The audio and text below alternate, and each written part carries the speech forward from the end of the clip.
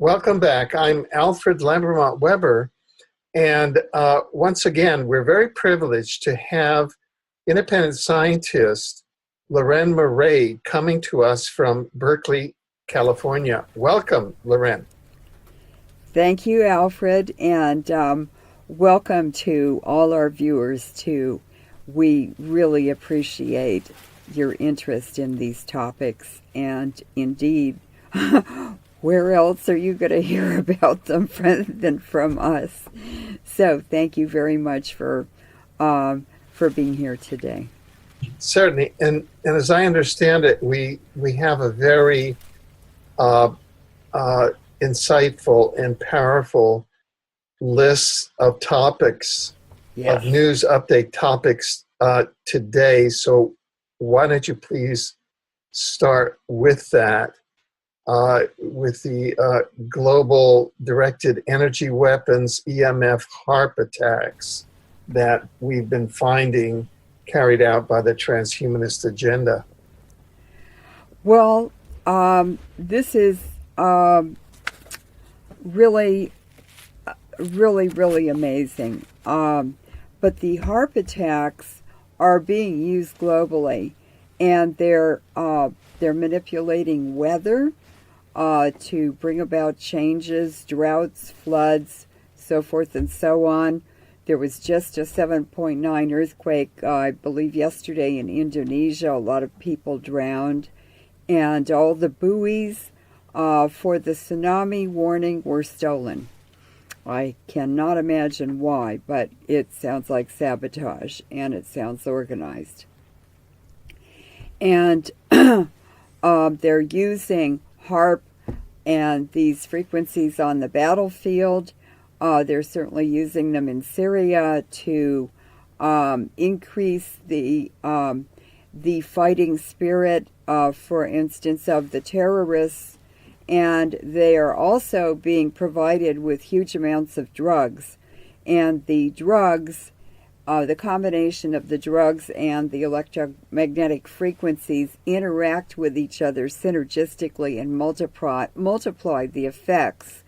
So they get a bigger effect than they would with just one or the other. And it was used and is still being used in the Ukrainian war zone as well on the Ukrainian soldiers. I have seen very definite evidence that this election's candidates, Clinton, Trump, Cruz, Rubio, Jeb Bush, they have all been under very strong mind control.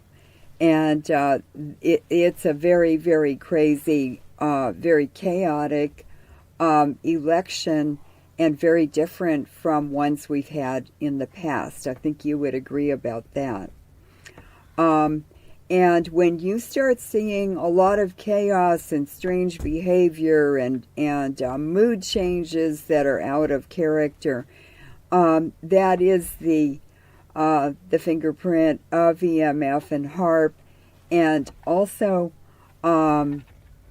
this is also Jesuit technologies that are being rolled out now as the Jesuits take over the United States, all offices almost, and important positions. And we're seeing also Satanism everywhere. All of the public colleges and universities in the United States were transformed to Satanism beginning in the fall term. And so when you're traveling around Berkeley, you can see that the students are also entrained, and they're also under the very strong and heavy influence of EMF, of algorithms, of the HAARP technologies. And I've had discussions with people like you and Larry and other people I know who are older and went through the 60s up to now. And what they're doing with each iteration that they roll out, in addition to what has already been playing, in terms of the EMF, artificial intelligence kind of spell that the human race is being succumbed by, is that all of these new feelings and moods and everything are very familiar, because they've been doing this since the 50s and testing them very carefully and covertly on the public. Now they're just filling the skies with chemtrails, pouring water from the heavens to wash all those metal particles and nanoparticles and who knows what else they put in them, bacteria, viruses, everything. But these tiny nanoparticles, when they stick inside your body, in the cells, to different parts of your biological structure, they act as antennas. They receive and they transmit. And I remember about 5 years ago when I discovered, maybe even 10, that there were press releases going all over the United States from the National Academy of Sciences, the UC Berkeley campus, the Lawrence Berkeley Lab, the National Science Foundation. All these important agencies within our government and the institutions that interact with them were celebrating this discovery in a UC Berkeley lab. And I went to that laboratory website and discovered that they even had a video of these nanoparticles, which they had just discovered they could transmit songs to, and then they could manipulate the nanoparticle into playing the songs back. So that's receiving and broadcasting. And basically, they filled our bodies with nanoparticle antennas through the chemtrails, through food, through drinking water. But I would say the chemtrails are the biggest, and we're going to give some examples today in our interview. But the AI, the HAARP transmissions, all of this is extremely key to the success of the New World Order rollout. And just to emphasize how important Antarctica is, the main, I would say, a military base with countries from different, countries from different regions in the U.S. have made permanent military installations with huge HAARP antennas all over Antarctica. And England has 9. They even have one that was in the Daily Mail a couple years ago advertising it. They were so proud of it. And it was a train of trailers that could be towed by a snowmobile and moved anywhere they wanted to put it in Antarctica. So it was kind of an ice railroad that they could drive around and place anywhere they wanted to. Now, Japan has 3, and one of them, which was went operational in May, June, right after Fukushima 2011, it was named Pansy, Pansy, and I found it on the Nikon Camera Corporation website, because now I know they're involved in HAARP too. The corporations are all involved in these weapons of mass destruction.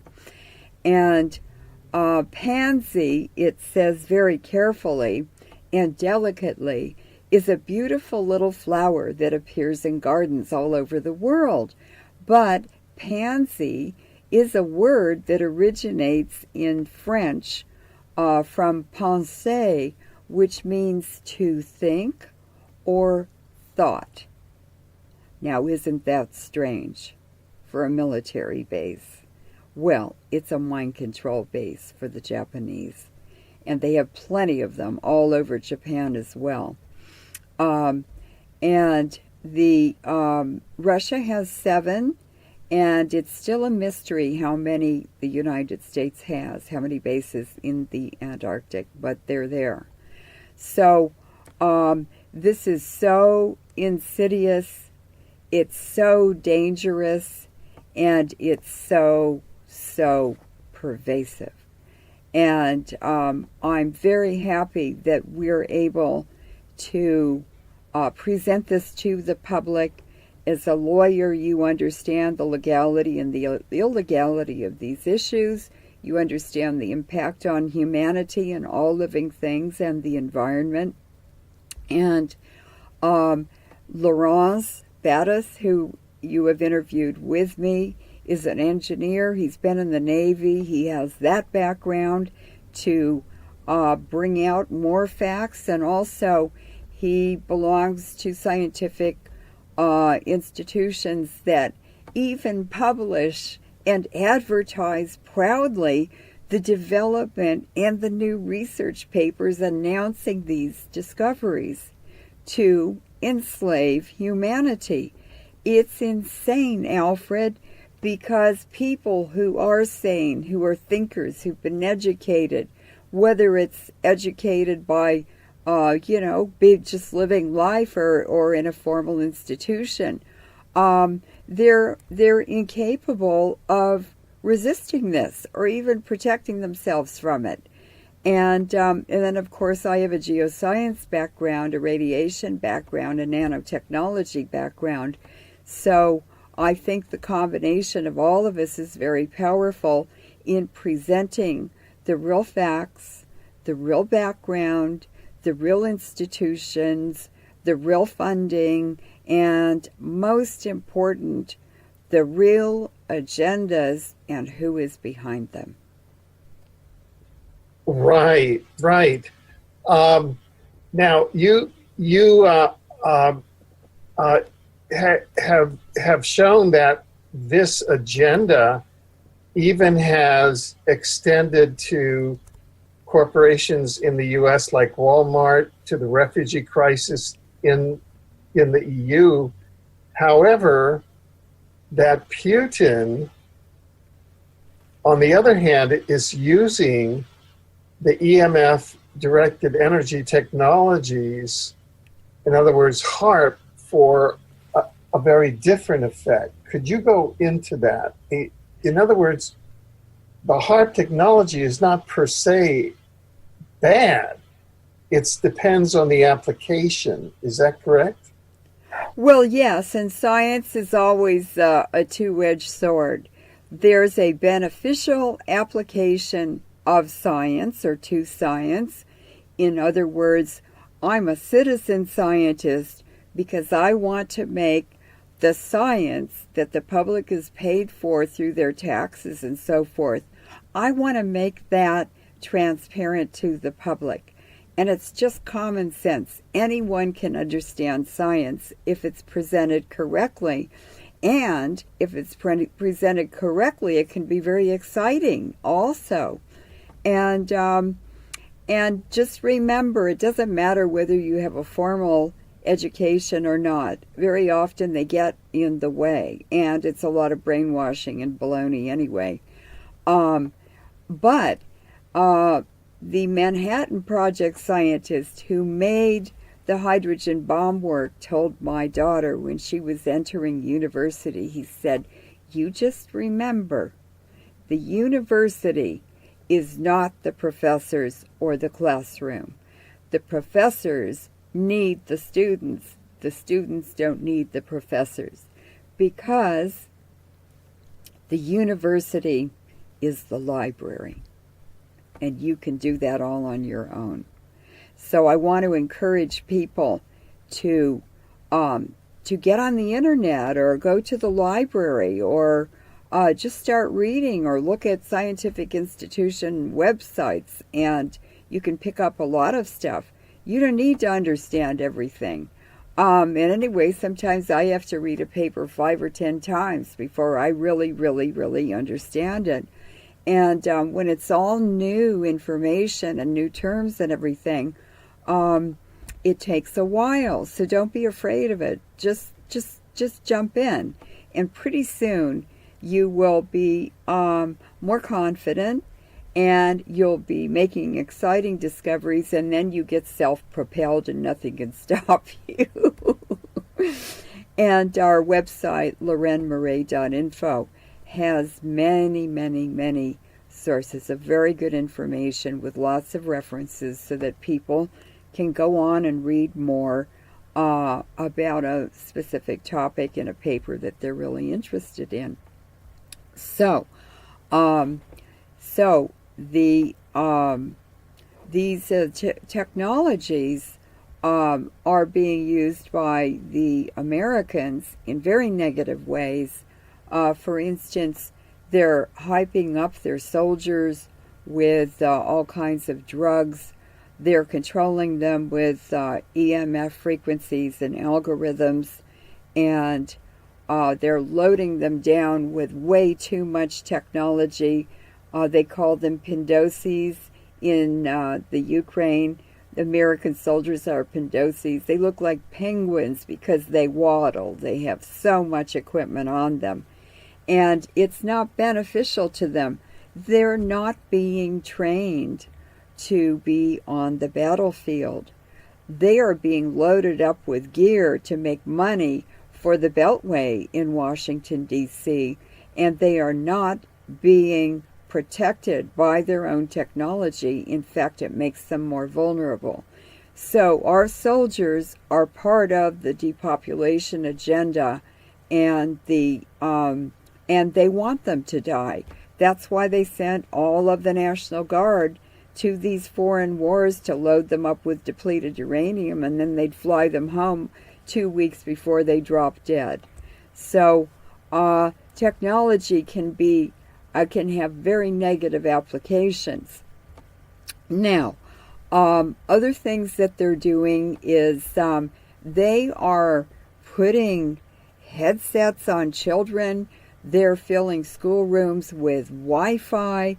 The teachers also wearing headsets. Why are they doing that? That is not enhancing learning. And why are children being used for human experimentation when our Constitution prohibits it? And why are they doing it so covertly? It's because it's illegal, and because they're using our children as guinea pigs. Other things that are happening is these new cell phones, the 4G and the 5G, and each iteration are being loaded with smaller and smaller flat array antennas. They were postage stamp size. They're much smaller now, and there are more of them that will fit into a cell phone. So they're a new array of an antenna array that they can put in a cell phone that makes it much more powerful. And it's really a computer now. Cell phones are a computer, especially with the Android. And so they're programming these cell phones on an individual basis. The government is, or the military is, to completely control and handle individuals. These students that I see around the Berkeley campus are being trained to use weaponized cell phones to attack other students and the civilian population. And they're also being trained to overthrow their own governments if they're foreigners when they go back to their countries. And it's with all these technologies that they learn to use on the university campuses. So universities are not a good place for anybody anymore. They're very, very dangerous, especially in the United States, but this is global. And who's in charge of the Department of Education in the United States? It's the Jesuits. So there we have every trail in all of these technologies, in GMO, in all this misapplied science leads to the Jesuits. Now, what is happening where there's a positive application? I would say Putin, the present president of Russia, is the best example of integrity and a conscious state of working for the benefit of humanity and for his constituents.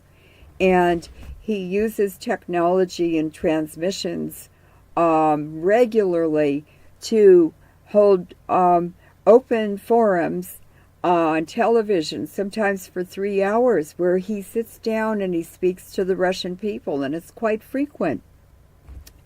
And they're allowed to ask questions, which he answers. And he does have a very good rapport. He's a very, very good communicator with large numbers of people. And he really is a very good communicator. And we can see in this situation in Syria, where he's been laying out, playing card by playing card, the technologies that are very advanced now in Russia that are being used on the battlefield. And these are all new applications, but they're upgrades of weapon systems that already existed. The U.S. can't do that because they have a different way, a methodology of developing weapons, and I'll explain that. But I want to talk about Putin right now. So he has used these technologies, HAARP and EMF and everything, in a defensive mode. In other words, it's to protect his military, to protect the citizens being attacked, to protect the economies of countries being attacked, and even to save Europe and to protect Europe. Now, people don't know the history of Russia very well, and I'm sure very few people are aware that Russia saved Europe 4 times in the 20th century. That's a big shock. But Russia even was saving countries before that, because Russia provided military defenses, in other words, Navy ships, parked on the west and the east coasts of the United States at President Lincoln's request, in order to stop the British from interfering in the Civil War and balkanizing the United States so they could get their central banks into this country by destroying it. Could you just yes. Could you just briefly document, that earlier time and then the 4 times, not going into detail because I don't want to go off on a tangent, but just for the record, the 4 times that Russia really saved the day? It was World War I, World War II. He helped with Vietnam. And I don't know what the 4th one was, but I know that he's saving the Middle East now. Right. And he did save Europe in World War II, and 20 million Russians died in World War II to save the West. And that's very, very well known. Right. And as you said, Russia, in essence, saved the American Republic and the American Revolution. Yes, it did.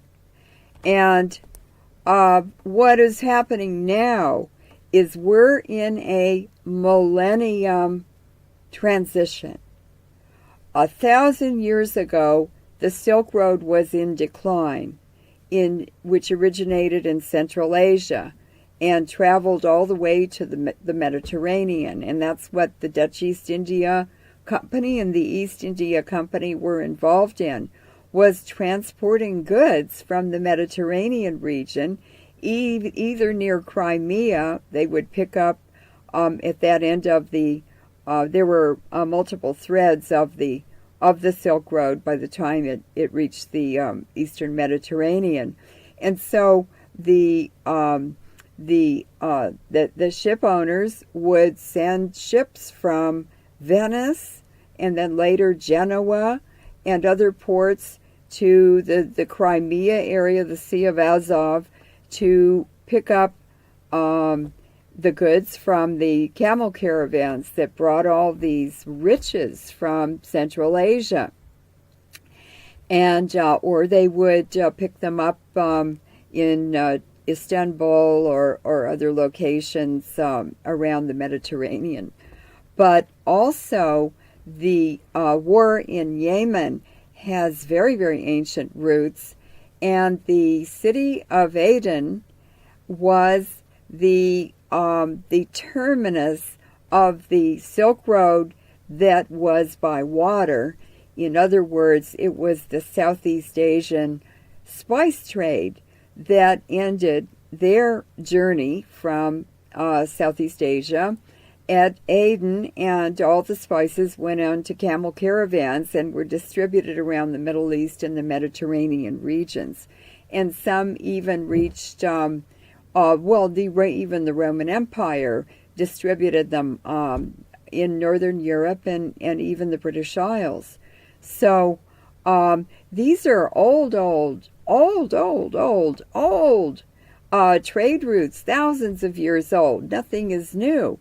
And even Aden, the end of Aden, that was where the slaves also were brought to be transported to Adana on the south coast of Turkey, and that was the terminus of the slave trade route. And they were also transported by camels to from Aden through the Saudi Arabian Peninsula to Adana, and those were the slaves that went to the Ottoman Empire, and the Ottoman Empire was huge. So all these old histories that are there, and we have to know about them, or we can never understand what's happening now. So anyway, it's all really, really fascinating, and it's just building on old practices and so forth. But this millennium change that we're in is to restore the Silk Road trade, because it's a much better global basis for an economy, a global economy. And already during the time that sanctions were initiated against Iran, they took that time to upgrade and improve all of their weapon systems. They upgraded and improved their economy, their oil and gas infrastructure, and they also built a railroad with the Chinese from Beijing to Tehran, and that is the first Silk Road part of the railroad that is now open. It just had the first train go from Beijing to Tehran just a week ago. And so the Silk Road is open now, parts of it. And Putin has extended it. It goes from Beijing to Moscow to Berlin, and Putin has extended it to the Middle East and to Egypt. So we're seeing a huge transformation, and to protect it, to protect the western end of it, the Egyptians have given Russia 4 acres of land at the top of the Red Sea, where the Suez Canal empties into the Mediterranean. And Russia has a base there now, a port for its ships, and it's also a free trade zone. At the southern end of the Red Sea, China now has a port in Djibouti, which is north of Ethiopia, but right on the coast, opposite the Bab al-Mandab port, which is it's the choke point for entering the Red Sea to go through the Suez Canal into the Mediterranean. So the Red Sea and the Suez Canal are now militarily protected and controlled by Russia at the north end, where the Red Sea enters the Mediterranean, and at the south end, where it empties into the Gulf of Aden or Aden. And it's this is why the war is happening in Yemen. It's fighting over resources. It's fighting over military strategic points, and the West has lost, quite frankly. Russia and China control the Red Sea now.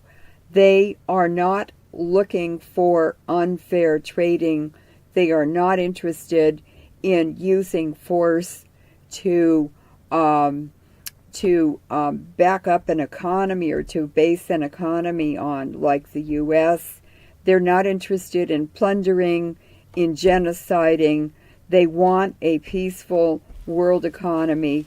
This Silk Road is for the Eurasian continent, but I'm betting that it will be extended to the Americas also.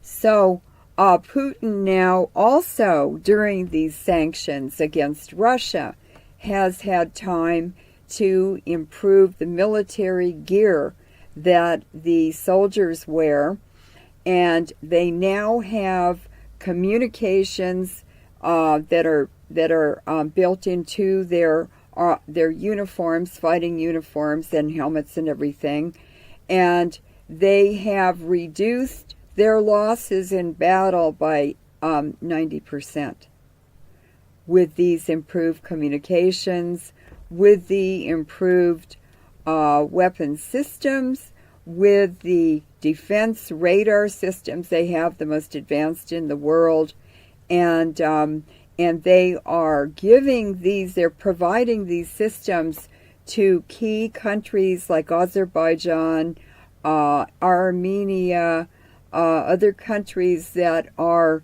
part of this new Eurasian Silk Road economy, so that they can defend it. They're not interested in unfair trading. The Silk Road economy was based on fair trading and mutual benefit.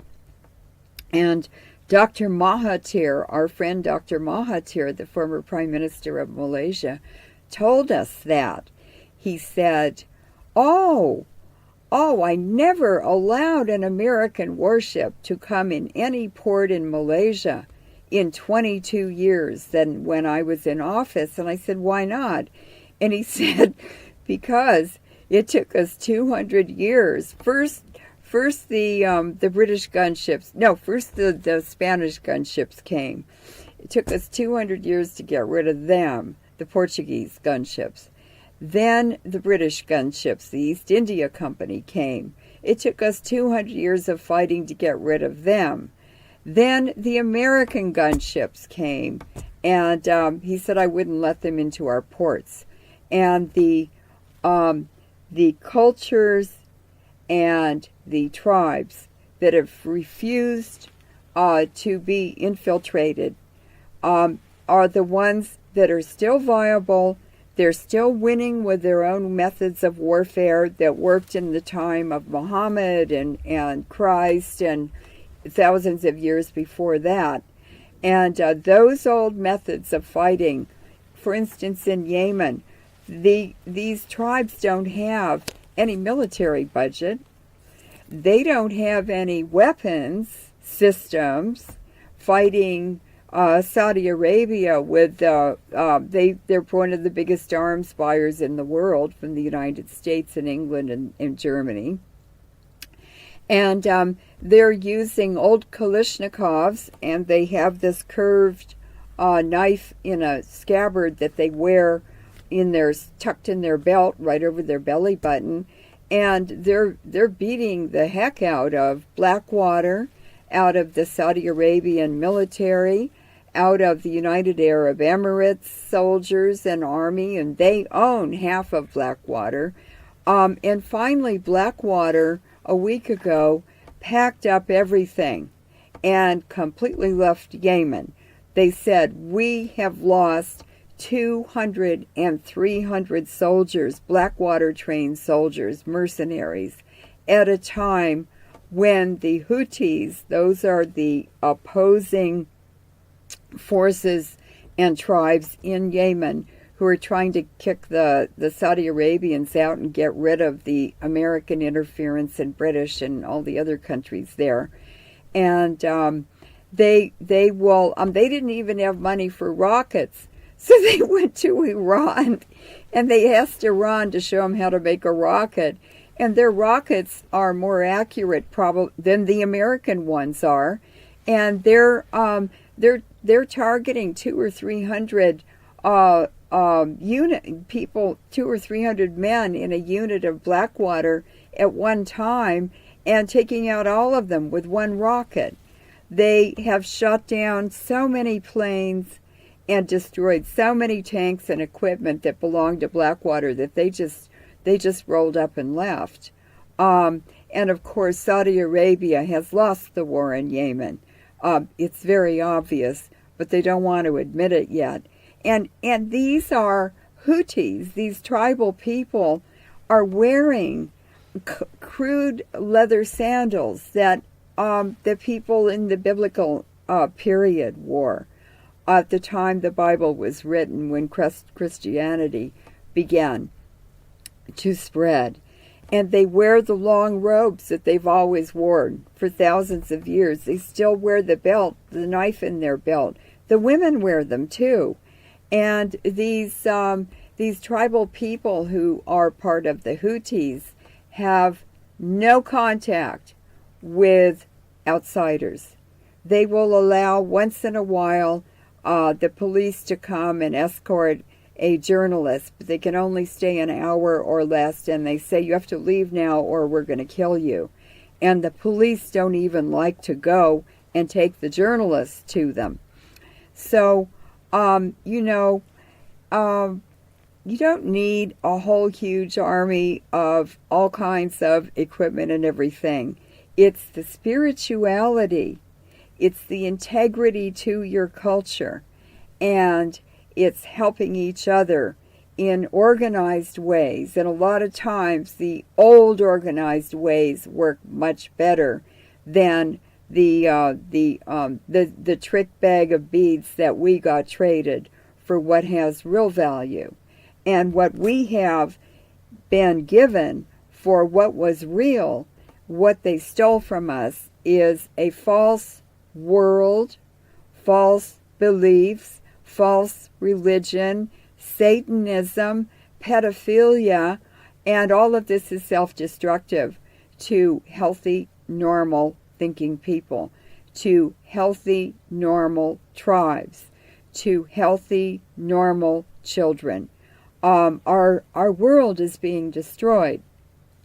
But the spirit of humanity, the strength of our human spirit, reverses that every time. And a monk in Japan, when I was telling him about this transition and all these evil technologies, he said to me, Leuren, don't worry. It's all flim-flam. They can use all their EMF technologies and transmit all they want to, but the power of the human spirit, which is up there, out there in the heavens, it's not down here on earth. They can't touch that. And that will prevail. And I never ever forgot that. And I don't want anyone who's listening today to ever forget that. No one can hurt you except yourself. So love yourself. Trust yourself. Believe in yourself and have integrity to who you really are and what you really are. And the journey through life is an exciting adventure. There's no such thing as a mistake, I told my daughter all the time. It's all learning experiences. And when you're feeling pain, it's actually a gift from the Creator It's a time when you're changing and making yourself stronger. And what we're going through now, this huge transition, a millennium transition to a new Silk Road economy, is painful, it's difficult, but it's also loaded with promise, with opportunities, with improvements, with better technologies that benefit mankind. But it required a good leader. And Putin, the creator, I guess, chose Putin to be the leader at this time. Putin is not perfect. No leader is perfect. Don't expect anyone to be perfect. Take the good and leave the bad. You have a choice. But what Putin is doing is developing technologies and applying them on the battlefield to use them as a defense to protect the citizens and the sovereignty of nations, rather than to use them as aggressors and predators and destroyers to plunder and destroy and steal everything. Wealth is never created by destroying things. Wealth is created by peaceful trading. And that is what Putin is intending to create. And I remember when a journalist asked Putin, how much of your time do you spend on military adventures? You know, like Syria, and it was just a couple weeks after he'd started bombing, Russia had started bombing Syria. And how much time do you spend on helping the people? And he sat there and he looked for a minute and he said, I spend 80% of my time improving the infrastructure of Russia for the people. And he has increased the gross national product. I think the economy has quadrupled since he has been in office. That's 15 years. And he had a lot of healing to do after the Soviet Union. And he has done many, many, many wonderful things. The airports of Russia are the best ones in the world now. Russia is now the largest arms manufacturer in the world. They have surpassed the United States. And remember, these arms are developed and meant to be applied for defense. They're not for offense. And what's happened is he's had a really big impact globally because he had all of the Boeing orders canceled for American Boeing aircraft because he said the U.S. government has a back door in all the computers on the Boeing planes, and that makes us liable to plane crashes and disasters that we don't need to have. So he also, I think he's slowly taking them out of service as their own aircraft industry is producing Russian models, and they're more practical for that region, for the climate, for the geography, and more countries now are putting in orders for those same planes, and they're turning away from the American manufacturers. So Boeing now is in a very serious financial crisis, and they are now pink slipping their engineers. They just handed out the first 350 pink slips. So the manufacturing of weapons systems, even in the United States, is being impacted by positive actions by Putin to improve the lives of not only Russians, but everyone on this planet ultimately. Right. That really is amazing.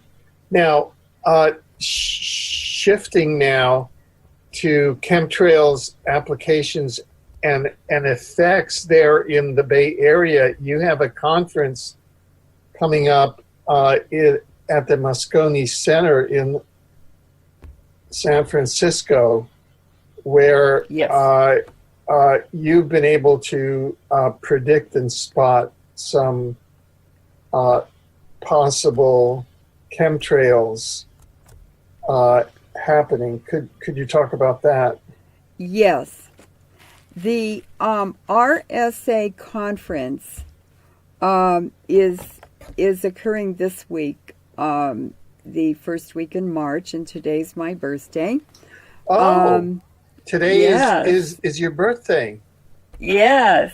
March But this 3rd, 3/3. Well, happy birthday. yeah, thank you. We didn't know that. So, Otherwise, we would have started out the program with a happy birthday. oh, we can end it with that, and then people can Okay. send us emails too. I got lots of emails last year that I loved on my birthday. Oh, That was good. better than cakes or gifts or anything. So anyway, the RSA conference is taking place this week, the first week in March 2016, in San Francisco in the Moscone Center, and the this company is a computer and internet network security company, private company that started in the 70s. And in 1982, it sort of, these four men who started it really sort of got it going. And they were very famous and had this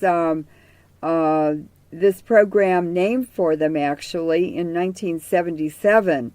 And it's called the RSA Public Key Cryptology Algorithms. And they were so famous for that they had a very, very, very big reputation, and they were very anti-NSA. In other words, they were dedicated to protecting computers and the internet, the networks, for the public, for the citizens, which is how it should be. But under extreme pressure, by 2005, NSA was compromising them or putting so much pressure on them. I'd like to read a statement in June of 1994 by the RSA president, James Bidzos. And RSA stands for the names, the letter of each of the leaders of this new company. So he said, quote, "For almost 10 years, I've been going toe to toe with these people at Fort Meade." That's the Army. "The success of this company, RSA, is the worst thing that can happen to them. To them, we're the real enemy. We're the real target. We have the system that they're most afraid of. If the USA adopted RSA as a standard, you would have a truly international, interoperable, unbreakable, easy-to-use encryption technology. And all those things together are so synergistically threatening to the NSA's interests that it's driving them into a frenzy." And this happened across the board in Silicon Valley.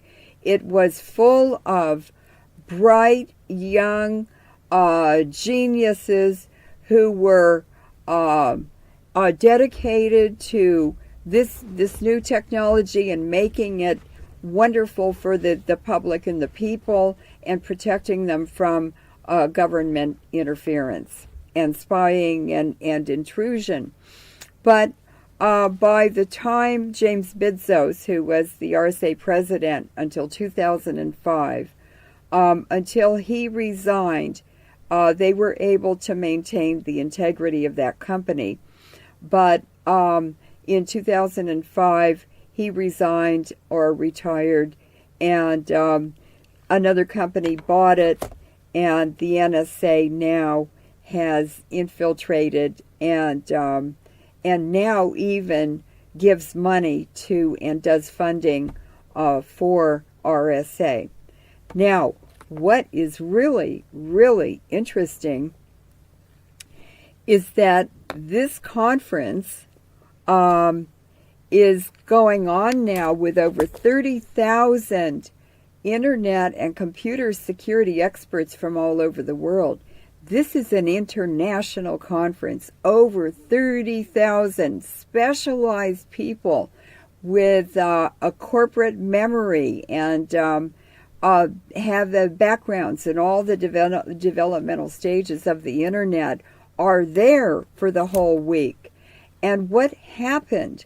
We were going to San Francisco, Laurence and I, during this week, and of course he always attended that conference. And we noticed that the sky was completely clouded over with chemtrails. And you could even see planes laying chemtrails on top of those clouds. And you couldn't even see the sun for the first 3 days. And who knows what's in those chemtrails, but I know it's not good. And I know, therefore, they're intended for that RSA conference, because now, today and tomorrow, Thursday and Friday, this is a time when people do more networking and getting jobs and grants and things like that. So it's a real social time. People will be going in and out of the buildings, out to lunch and dinner and cocktail parties and everything. And so the HAARP controllers have planned rain for today and tomorrow to rain out all these chemicals and nanoparticles that go right through the skin into your body, all those miniature antennas on all of the attendees to this conference. There are also pathogens and who knows what else. But we can see the volatility of the solvent that's used when the planes spray these chemtrails. And some of them, you can only see the chemtrail for 7 seconds. By then, it's completely vaporized, and it's gone, mixing in the atmosphere and in the rest of the chemtrails they've laid down. And these chemtrails go across the whole United States, but this heavy rain out today and tomorrow is intended for the attendees to that conference. And so I just like to emphasize to people how determined, how dangerous, and how insane this New World Order agenda and the people behind it are. It's very, very crazy. And when things start getting very, very crazy, that's the Jesuits and their helpers. So what we're trying to do is inform people and to caution them. And I want to use this story also to encourage people always, when you go outside, to wear a hat, to cover all of your skin, wear gloves, wear long coats, wear shoes or boots or pants that cover your legs and your ankles and your feet, and stay out of the rain. Do not go out when there's fog, mist, rain, snow, because that is that's all the death watch. It really is. And it's I mean, I can't even go outside anymore. I haven't been outside on a bicycle for like 2 years. I can't ride in the chemtrails. I get staph infections, pustules all along my hairline if I go outside and I don't wear a hat. The cat can't go outside now. The streets are all shiny in Berkeley when they're chemtrailing. And then when you go to the BART station and you look on the mats that the people walk across to enter the train, it's to show people where to enter the train, and it shows the train driver where to stop. But these have bumps on them, and you can see the chemtrail material crystallizing on these bumps, and there's even a wind shadow, so that the wind is blowing in a certain direction over the mat, and the crystallization happens on the backside of the bump where the wind is less. This isn't right. This isn't legal. This isn't good for anybody except a few small crazy people at the top. And there are more of us. We can't act on our own behalf unless we know what's really happening. And although people listen to us, I know they like our interviews, sometimes it's very frightening. Believe me, it's very frightening for me to do the research and discover what they're really doing. I want to stop them. I'm a scientist. I know what they're doing. And I have this horrible feeling of helplessness overcome me because I can't stop it. I've been all over the world in 50 countries telling everyone what is happening, warning against a Fukushima disaster. I predicted Fukushima in a 2003 Japan Times article. I never imagined it would happen. I just knew Japan was the wrong place for nuclear power plants. And so people need to protect themselves. Don't listen to Alex Jones and believe all of it. Don't look at the Western media and believe they're telling you anything that's true. Go and use the internet for your advantage and to your advantage. If you want to know what's happening in the Middle East, go to the Gulf region newspapers. There's farsnews.com in Iran.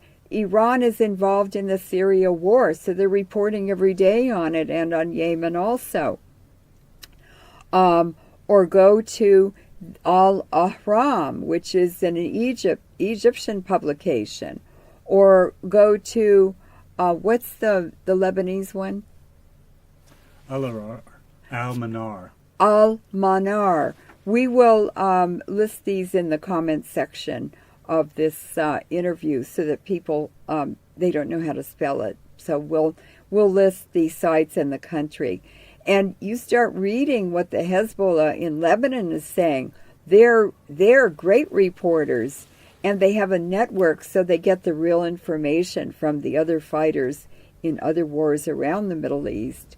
So this has opened up a whole new news source for us, and that's why we're able to inform people and to compare what Putin is doing in Syria to what the U.S. is doing in the Pentagon. It's just really a big adventure. Just make it a big adventure. There's nothing to be afraid of. What's happening is happening. We have no control over other people. We only have control over ourselves. But remember, no one can hurt us. Only we can. No one can destroy us. We destroy ourselves. And so we have to keep ourselves healthy, nutritionally, physically, and spiritually. And you do that by having friends who are healthy, friends who are, they have integrity, they have values. And if you can't find any, start going to minorities and people who belong to tribes, because they have a different reality and it's worked for thousands and thousands of years. And there's a reason why it's worked for thousands of years. It benefits the whole tribe and keeps the whole tribe healthy. Did I answer the question? Yeah. And I want to ask a follow-up here, because I know that I shared an article with you a short while ago, and that is we did an interview with Magnus Olsson, who's been working from Sweden, who's been working at the forefront of this, and he was severely attacked with directed energy weapons in Spain over the weekend, almost died, fortunately reached the ICU, was attended by 12 physicians, survived, the good news is that he launched an organization called the World Coalition Against Covert Harassment. One of their programs that they're launching is a model statute. And that statute does exactly, among the many other things it does exactly what you asked for, and that is to ban all of the negative uses of these weapons like HAARP, exactly what they're doing at the Moscone Center. And this goes because this is an adaptation of what you and I worked on, which was HR 2977. You remember that one, right? I sure do. That was my beginning. Yeah. So what we've done, Leuren, and let me just talk for about a couple of seconds here.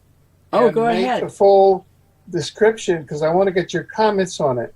What we did is that we took the Space Preservation Act and Treaty, which former U.S. Congressman Dennis Kucinich introduced in October of 2001. Right after the 9/11 attacks, he couldn't even get into his offices at the U.S. House office buildings because of the CIA anthrax. You know, it was all false flags. I mean, it's the U.S. secret government attacking the U.S. constitutional government. And it's all, you know, phony baloney. But what we were able to do was to put in that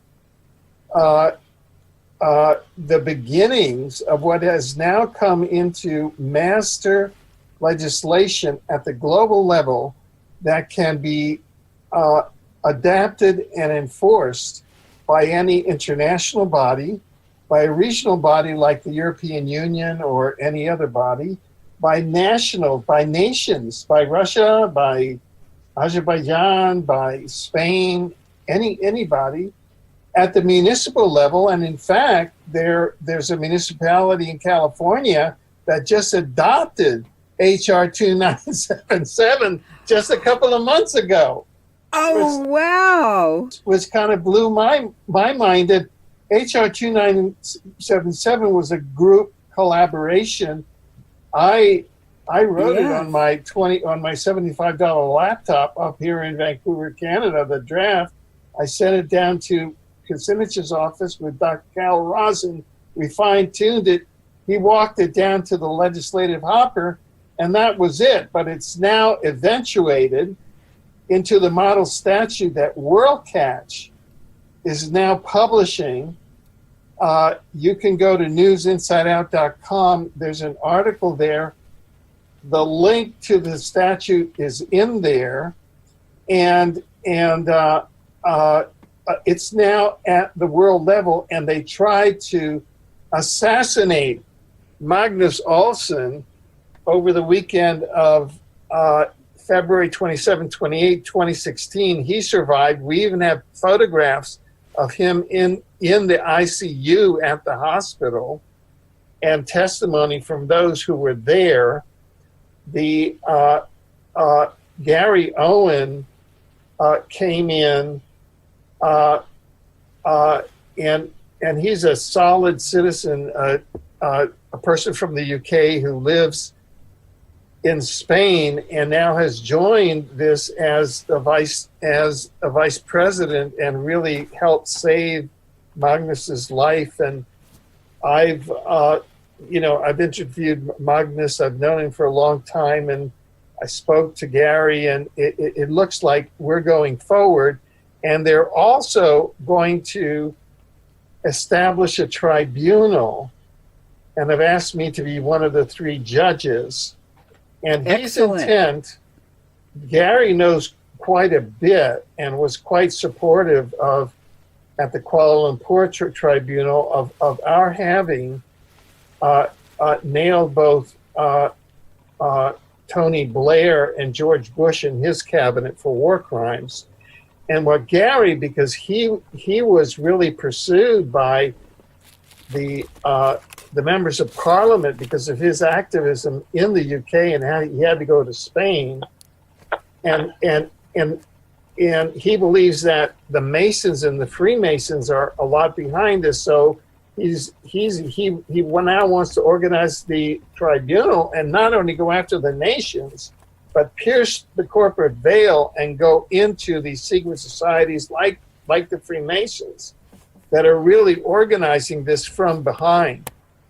And so I think that provoked that attack. Fortunately, Magnus Olsson survived, and now we're moving forward. But I would urge you, and I know that you have it, we didn't have enough time, but to take a look at that statute, because you've been on board since HR 2977, which goes back to October, it's the days right after 9/11, October 2001, and maybe you can come on board and jointly help the World Coalition against covert harassment and begin, to speak out more in support of this model statute, which of course we were the technical advisor that drafted it and got it rolling. So I just wanted to get your comments on that. Well, I would be very pleased to do that, and I would like to take it to Putin. I would like to take that and ask President Putin to support it. Very good. And you see, Mahathir was a wonderful, wonderful leader for Malaysia. He's the first non-royal. Tun Muhammad Mahathir, a medical doctor, and he has a wonderful wife who is Tun Siti, who is also a medical doctor. And together they created a Malaysia for Malaysians. And he improved the economy and the standard of living and raised all of the salaries and everything tremendously during his time in office. And he invited us to 3 tribunals in Malaysia. We participated in them. You were a judge, and I was an expert witness on nuclear, radiological, and exotic weapons systems. And it was a really, really exciting experience.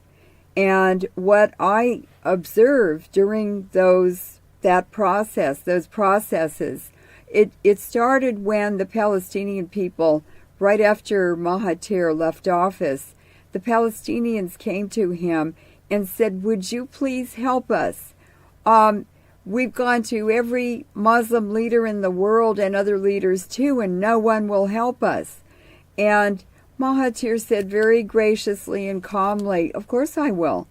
And he set up a war crimes tribunal. He didn't start with Palestine. He did it very strategically. He started with a war crimes tribunal for Iraq. And that was contentious enough. And I kept going to him and saying, "Oh, that reporter is, I know him. He's from America. He's CIA." Mahathir turned to me and said, "Oh, all reporters are CIA, or they're all spies. We know that." Actually, ambassadors are too. And he said, "Don't worry about it. We're putting this tribunal on and inviting everyone. We want everyone to come. And we trust that the truth will prevail." And as you know very well, the Iraq tribunal turned out much better than we thought it would. And by the time that he did the Palestine tribunal, which you were involved in, that was the most difficult one because of United Nations interference. And I saw for instance, we'd be gathered, a group of us, in a cafe or in a lounge or something in this 5-star hotel where they put us. And for instance, I noticed that Christian Scherer, who works at the Hiroshima Peace Institute in Japan, but he's from Switzerland, he was always hanging around with Michelle Shasadovsky, with Dr. Hans von Spanek, with Dennis Holliday. Von Spanek and Holliday were under secretaries under Kofi Annan. They were in charge of Iraq after Hussein was removed. And they fed the Iraqi people, but they also poisoned them with depleted uranium. And I didn't think they were so perfect. But one day we were sitting in the lounge, and you were with me, and the former UN ambassador from Iraq was talking to the crowd, and he was describing something that had happened in the UN over the Iraq issue that was very dramatic and had very big consequences for Iraq, and not in a good way either. And so I looked to my right, and there was Christian Scherer, and I always wondered why he was at these meetings and always hanging around with the UN big guys. And he had a newspaper on the table, and I noticed that he had a tape recorder hidden under the newspaper. So he was recording everybody's conversations at that informal get-together. Remember that? And so one day, a couple days later, I said to him, what? Oh, he said, I'm going to Cambodia after this. And I said, what are you going there for? He said, to spy on the tribunal. To spy on the tribunal. And I said, well, who are you spying for? And he started stumbling and mumbling, and he went, for myself. Well, he gave himself away, and he gave his game away. He's a spy for the United Nations. And he was spying on the Khmer Rouge tribunal in Cambodia and reporting back to the UN. Well, you know the experience we had with the UN, especially me. It was horrible.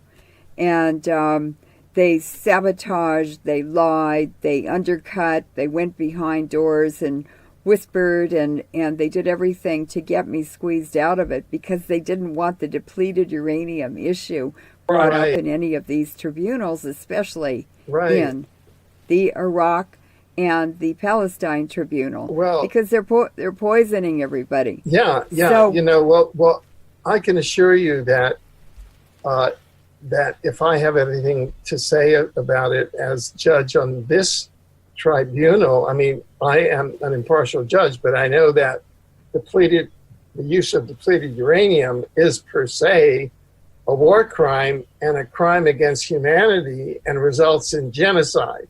So I'm just saying it, and there's no ifs, ands, or buts. And just to show you the shenanigans that the CIA does when it infiltrates an organization, I was a judge on the Kuala Lumpur Tribunal, and I've written a long 26-page article explaining this. But when we got to try Israel, the administrator of the court, who was married to the niece of the king of Malaysia, or the former king of Malaysia, Sultan, the Sultan there, came to me and sent me urgent phone calls, and said, Cynthia McKinney can't find this is former Representative Cynthia McKinney of Georgia. She can't find a counsel to represent Israel, because in these courts, they are meant to be, authentic. So there's counsel that represent the commission that's prosecuting Israel for war crimes against the state of Palestine, war crimes and genocide and crimes against humanity since 1948 to the present. And then presumably you have counsel is provided for the state of Israel, because what happens is that the state of Israel won't appear, just like Tony Blair did not appear and George W. Bush did not appear. They did not wish make themselves available to the jurisdiction of the tribunal. Essentially, they fled. So they were duly served with the complaints, etc. So he called me here and says, "Oh, there's no thing. You've got to act. You've got to act. And you've got to get." So I took this seriously, and I contacted my colleagues, my peers, who are professors at the Yale and Harvard Law School, and who are experts in this area, and none of them would appear as counsel. Isn't that interesting? And Yep. They were all Jewish. And Yep. none of them wanted to appear to represent Israel. And so then I contacted through one of my friends, because I set up exopolitics clubs for about 20 plus countries in the world, including Exopolitics Israel. And a very good friend of mine, who is an Israeli artist, is my co-administrator. And I contacted her and I said, "Look, can you find me somebody in Israel?" And she went to the university there and found the most outstanding professor of international law in Israel that had looked up his name and walked into his office. And even he turned her down. He did not want to represent Israel. Isn't that amazing? They're all in the game, and they know what the price is if they do that something was wrong. No, but wait. So that was my good faith, Effort, yeah. attempt. So then we get to the trial, and I'm sitting next to the prosecutor, who is that fellow.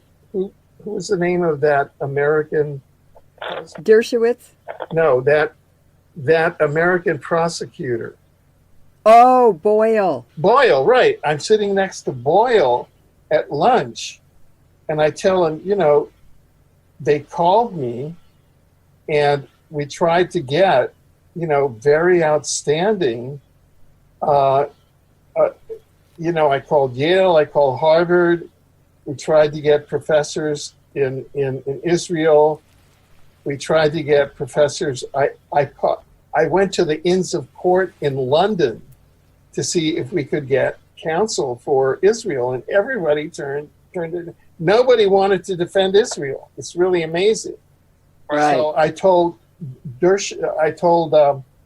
Boyle, and this was during lunch, prior to the trial was starting the next day, and then the next day, when trial started, Boyle got up and said, and Matthias, who was the former prosecutor, who was on the team of prosecutors and the commission, got up and said that it's his understanding that one of the judges had contacted this prominent attorneys at Yale, at Harvard, in Israel, and to try and get counsel. And therefore, I was a Zionist, and I had to be disqualified. That was Matthias. So that Boyle had taken my luncheon conversation, had called up Matthias on the cell phone, and then had tried to get me disqualified as a Zionist, and the rest of the judges voted me off.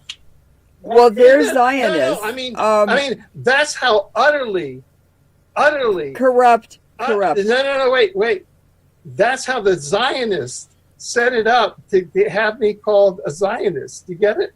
Now, yeah, they're the Zionists. Yeah. No. It was CIA, but it was so transparent and so filthy and so disgusting. I mean, I just wanted to puke, because I was acting as a scholar and a gentleman, and I thought that I was dealing with here's the guy, he's married to the niece of the king, and they come to me, they give me urgent phone calls in my home in Vancouver, and they say, you've got to get outstanding counsel for Israel.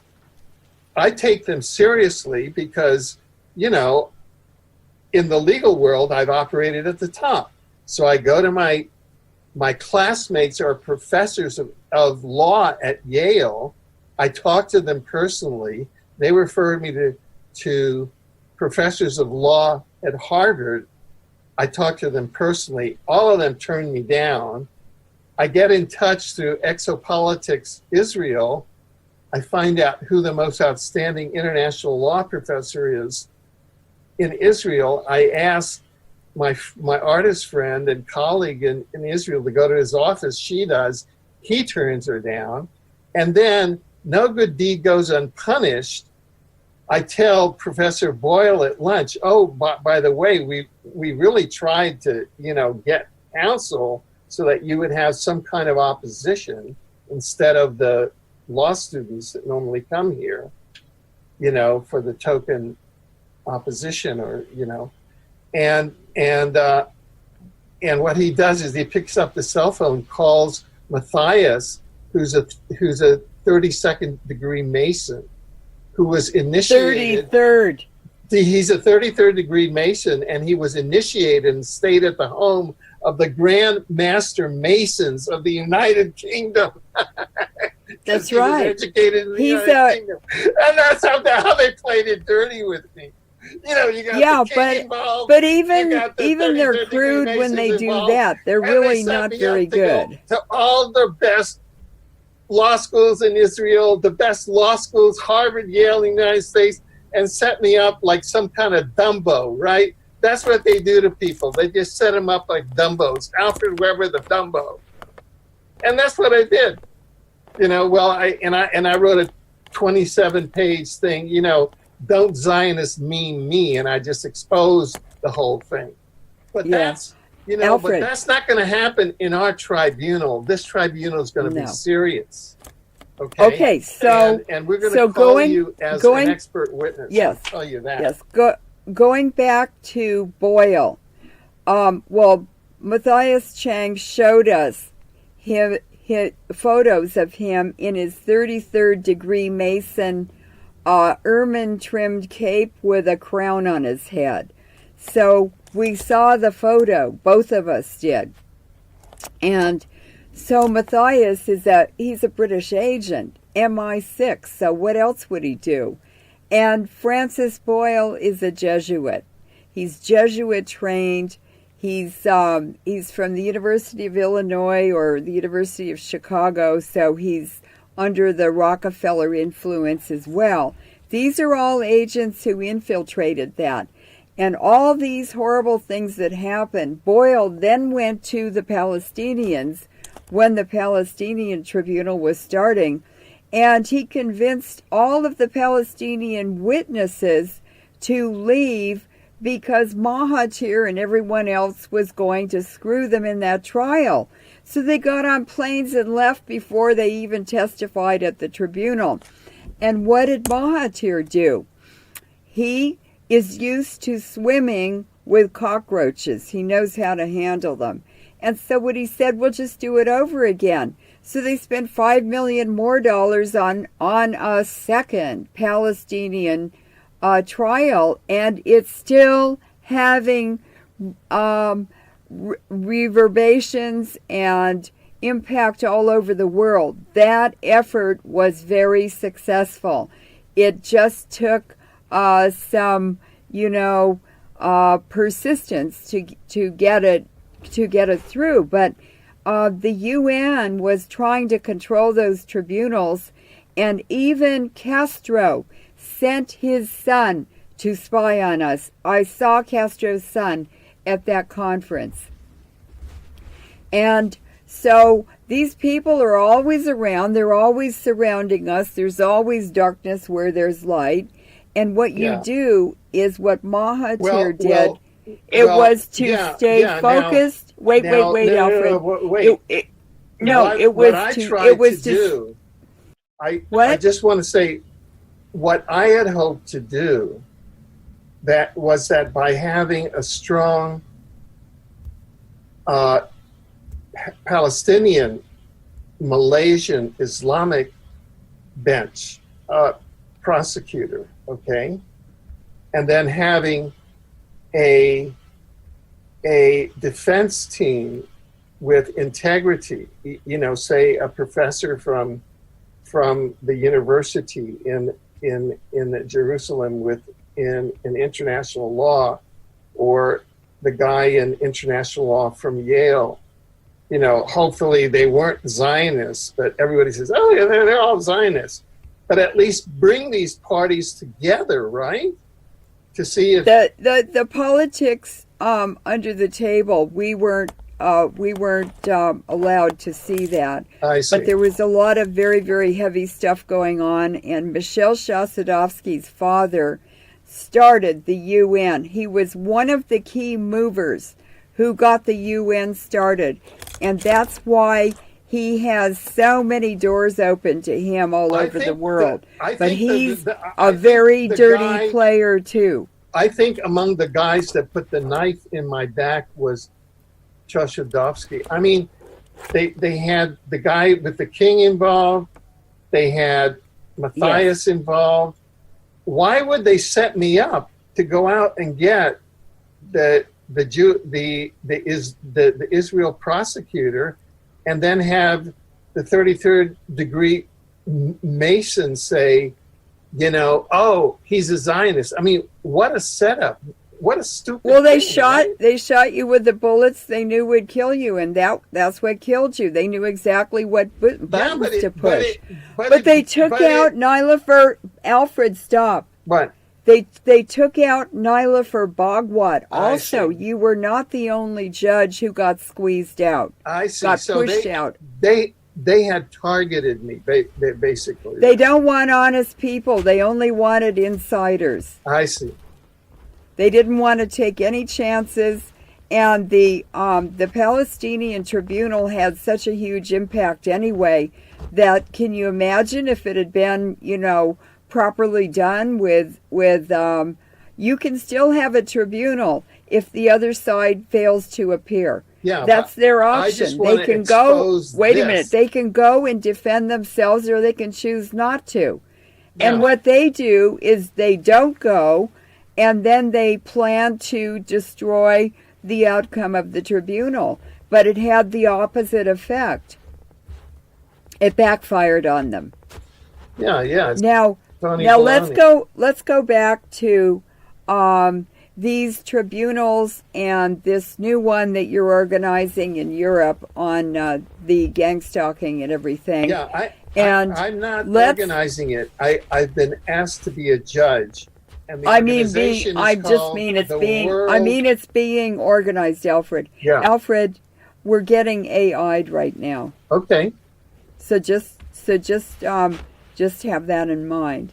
But let's go back to the doing this tribunal and who might be included. Now, what has happened with Putin? I'm watching all the things that he's doing, and whether he follows through on his promises, whether he makes mistakes, whether he lies about anything, and I haven't seen anything like that. Putin went to the UN on September 29th. He told them what he was going to do, and he confronted the U.S. with their egregious war crimes of destroying country after country systematically in the Middle East and North Africa and other places. And by the way, the refugee crisis in Europe, which is destroying the European Union and Europe, is also American. That came out of the RAND Corporation. Curtis LeMay started the RAND Corporation. He was a warmonger, and he was on the Joint Chiefs of Staff. He was absolutely crazy. And that scheme to create all these countries with displaced populations, well, it turns out that they were sent, all these Central Asian and North African populations that were victims of war, American wars, were sent to Turkey secretly, where they were housed in refugee camps for a year and a half by President Erdogan, and the United Nations was feeding them secretly for about a year and a half, and then it was Angela Merkel, the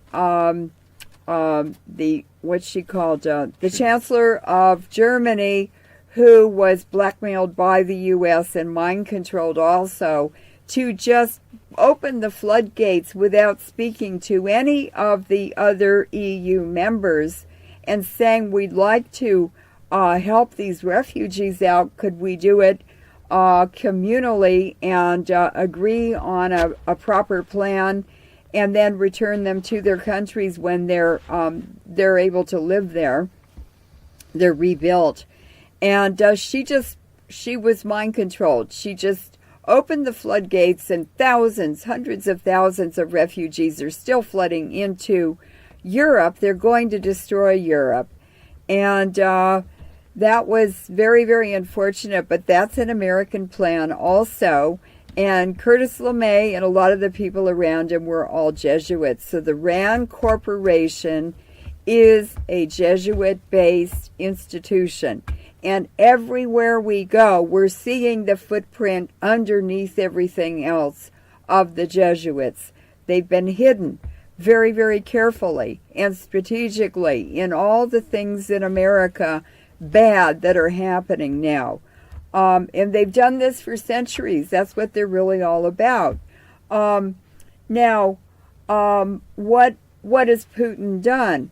Well, what Putin has done is he's told the UN what he was going to do. The U.S. was completely unprepared for it, and European country governments also. But he went into Syria the very next day and started bombing the terrorists. He has worked very closely with the United Nations Security Council, which China and Russia are members of. The U.S. is too. They also have rotational members. And he is trained in international law. He's an international law lawyer. And he has forced the UN Security Council to abide by the UN Charter and to abide by international laws. And he's been very, very successful with it because he's able to project power and he's able to project leadership. And I said before, he's a very, very good communicator. Now, what he is doing is cleaning out NGOs, not just from Russia, but he's going to other Central Asian leaders and telling them to clean out the NGOs because they're agents of the United Nations. They are there as agents of the New World Order, and they receive their funding from the New World Order, so that's who they're really working for. And he has investigated each NGO separately to determine where their funding is coming from and who's on it and what their bias is and so forth. He didn't kick all of them out. He only rejected or forced them to register as foreign agencies or to leave the country completely. That was their choice. And these NGOs are some of the biggest perpetrators and supporters and agents and assets for the color revolutions of George Soros. And I think that if people want to be part of the change in a positive way, it's to go to leaders like Mahathir and to Putin, who have demonstrated integrity and that they are working for the people. And I haven't seen anything in this Syrian situation where Putin was doing anything incorrect. And he has very, very good advisors. Lavrov is his foreign minister or secretary of state. He's really good. These are all very professional people. They have given Putin very good advice. He has an excellent Minister of Defense, General Shoigu, who is an indigenous person from the Siberian region who grew up in a yurt. He grew up as a nomad in Siberia in a tent that was moved every time the family moved. And they followed the animals and they followed the seasons. And now he's in charge of protecting his own home traditional tribal region and the Arctic. So he has a personal, indigenous, vested interest in doing the right thing, not just for Russia, for his region and his roots also. So these are the people we want to find and go to support us, not the wrong people who are funded by oligarchs, funded by corporations, funded by corrupt governments, and you can't go anywhere with criminals and expect them to not act like criminals because that's what they are. Yeah, and those people who set up citizens tribunals should take the responsibility to protect the judges from undue influence. Well, that was all rotten from the top, and it was from Matthias Chang. And the sad thing is that Mahathir trusted him, and Mahathir has trusted a lot of people who betrayed him in his life. Yeah. But the difference is that Mahathir expects those people to be around. But Mahathir, who started out selling bananas in a village, he knows people, he knows life, he knows reality. And so he's not dissuaded or slowed down or anything when there is betrayal. He keeps going, and he reaches for the truth, and he's honest. And that's why he's prevailed. Yeah. One of the reasons why I'm keeping at this segment, obviously, is because our program is distributed to the network of everyone who has participated in all our activities in Malaysia, so that this interview will at least be accessible to everyone in the tribunal, in all the war conferences, all of the witnesses, all of our supporters and detractors, and enemies and friends in Malaysia, all the way up to Dr. Mahathir and his wife. And I sincerely hope that everyone will listen to this dispassionately in the same way that Leuren and I provided our services while we were there. And I hope that it is of some benefit to you, the experiences that we had being sabotaged by agents of influence of, various world powers. It's just part of the fun. Sorry? It's just part of the fun, Alfred. Oh, I get it. Yeah, it's just a game, and I see, a sport. And so, but I mean, they should say, entering war zone. Don't trust anybody. You're about to be sabotaged. It's not fun. Well, I'll tell you something. When I started out, I didn't know anything about doing anything. I just wanted to address the radiation issue because I realized, being a scientist, how dangerous it is. And so I had lots of expectations of people and thought I could make changes. I was disappointed so much over and over again. Finally, I said, why do I need to have expectations? I'm just going to put this information out there and let go of it like fairy dust around the world and let people do what they want to with it. It looks like things are evolving toward that direction.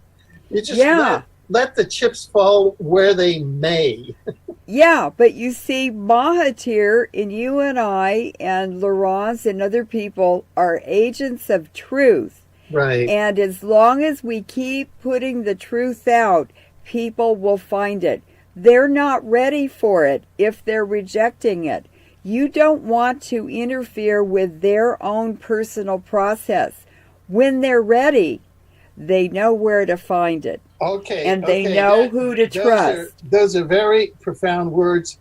Thank you for this life lesson. I'm very grateful because you were the one that nominated me to Mahathir for a judgeship. Yes, and you provided me and the world with useful lessons for everyone. Now, but let me tell you a little story about you and how you helped me. And when I met you and I heard about your HR 2977, I thought that was fantastic. I didn't know anything about HAARP, and I didn't find out until later that HAARP had been developed secretly during the Cold War at the Livermore Nuclear Weapons Lab, where I was a scientist, and in the Soviet Union. And so when I saw your bill for Congress, I said, I have to help him. I have to promote this locally, and the only place I could do that is in Berkeley, where I live. So I contacted you, and you helped me write a resolution banning weapons in space over the airspace over Berkeley. And so the night I was in the city council meeting, I thought maybe no one will vote for it. That'll be really horrible. And I was afraid anyway of being in front of the city council. I'd never participated in city government activities.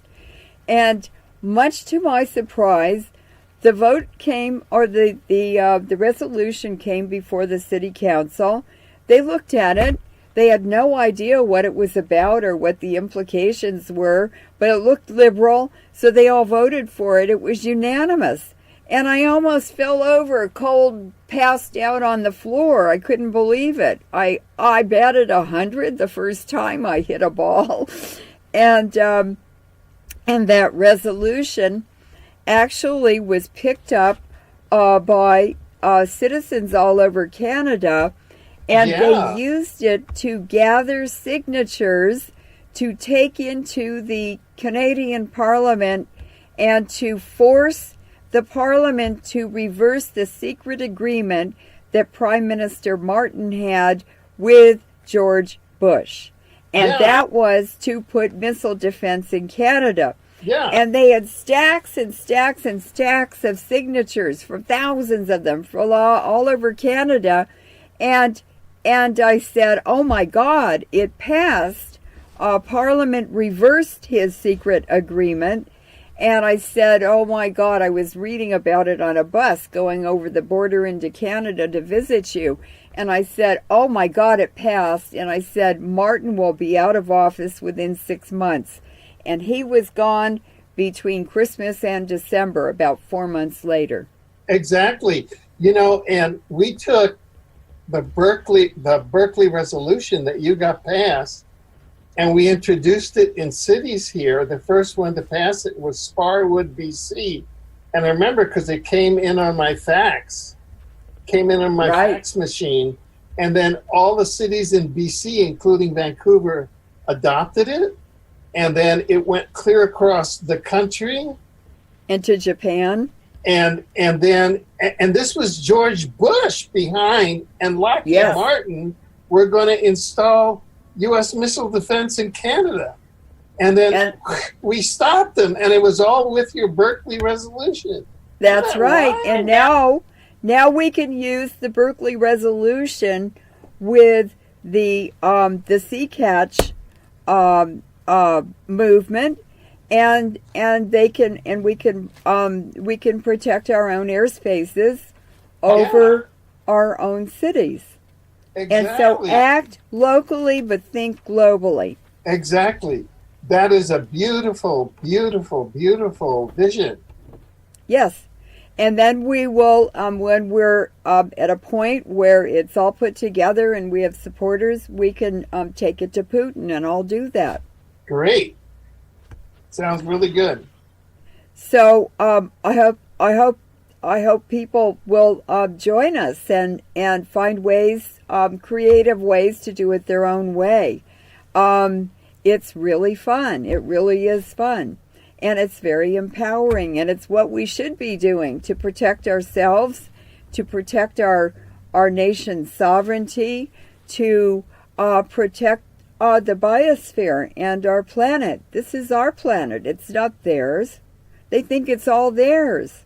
Well, look, over the next couple of weeks or month, go to the link where the model statute is. Yeah. Take a look at it and evaluate it, and we'll do a show on it. Oh, good. Okay. Now let's go on to the next topic. Yeah, this is Dana. Right, Dana. Did we do the Pope and the Patriarch? No, it's Dana, and then the final is the Pope and the Patriarch. Okay, great. So now we're going to discuss Dana Durnford, who is a wonderful, wonderful citizen activist in Canada, and he's about 8 hours up the coast, the west coast of Canada from Vancouver. He was a commercial diver, and he spent a lot of his time in the ocean collecting, commercially diving for sea urchins and other edible foods from the ocean. So he was familiar with the health of the tide pools, the health of the ocean along the coast of British Columbia. And he would be an expert witness based on his own professional experience. And what he did is he had an injury from diving too much and too deep, and had the bends and got nitrogen in his spine, which paralyzed him. So he's in a wheelchair now. Can you imagine a person being still motivated with such a disability? He's very, very courageous, and everybody should be supporting him. We should not allow this to happen to him, what I'm going to describe now. He started criticizing two scientists. One is Ken Bessler, who works at Woods Hole in, I believe it's in New York or Long Island. It's a professional U.S. governmental research facility, mostly for the oceans, related to the oceans. And he was collaborating and cooperating with a British Columbia scientist. I've forgotten his name. And so they were hired or appointed to do research as a cover-up on Fukushima. And Bessler, I remember reading about him right after Fukushima happened. Within a few months, he was took a Woods Hole ship and went over and started sampling seawater in the lagoon and in the ocean offshore from the Fukushima disaster. And so he was doing measurements and measuring the radionuclides. And I looked at his data and reports, and then I compared it to professional reports and data from other people. And his data, it was impossible to come up with the numbers that he came up with. They were way, way, way too low, and they didn't agree with other international agencies and professional organizations that had also been sampling and doing other kinds of research, monitoring the radiation levels at Fukushima. And I was in a network in contact with scientists all over the world who were giving me the raw numbers every day on what their government monitoring office or facility was measuring. And so we had the real data. We knew what was really going on. A lot of us were very good radiation experts or specialists, and we all concurred that it was a very serious issue, and that we were getting the real numbers, and people were graphing them and putting them on the internet. Very, very important. And people can read about Fukushima, my scientific papers for the public, made transparent with 100 references on each one, so they can go and read more if they want to. But they're on the LeurenMoret.info website, and they're called Fukushima Ocean Environment, and there's a part 1 and a part 2. If you can't find it, leave a message in the comments section, and I'll put the I'll drop the link in into the comment section on the YouTube video of our interview. So I knew Bessler was a fraud, and I knew he was doing a professional cover-up to protect the U.S. government, the Queen of England, TEPCO, and the Japanese agencies and so forth who were involved with it. It was a false flag. And it was artificially triggered with HAARP, and it had been planned since the 1950s. It took that long to do all the research, to study the currents and everything in the North Pacific, to survey the marine mammals, the fish populations, everything. All that was done in order to set up the Fukushima disaster. And so I knew that he was a fraud, but I didn't encounter him again until I became aware of Dana Durnford and his interviews and his information that he's been giving the public, presenting to them from his research. Someone donated a big ship to him, a big boat, and he's done a wonderful job that's an amazing for someone with the handicap that he has. And suddenly, this is when I really got involved, I heard in the fall of 2015 that he had been charged with terrorism against Bussler and this other Canadian scientist, and terrorism is a very, very, very serious charge. And so then I followed the court appearances. He went in 2 times, and the judge said, well, I can't do anything. There's no police report. There's no complaint against you, but there's a lawsuit here. But I can't act on it until there's a complaint from the police. There are no charges against you. And so Dana turned around, and there was a man standing there, and he said, I'd like to talk to you. Can I help you? You seem like you're kind of lost or something. And Dana said, well, my name isn't on the list of cases today. I don't understand why. And he said, oh, I'll help you. I'll find out. Well, they talked some more, and then the guy said, well, actually, I'm a policeman. I'm the one who's supposed to file the charges. But I wonder if you would come down to the police department right now from the courtroom, and I'll do a taped interview of you. And Dana looked at him, and Dana had a witness with him, and he said, get lost. I'm not going to the police department and giving you information that you can use against me.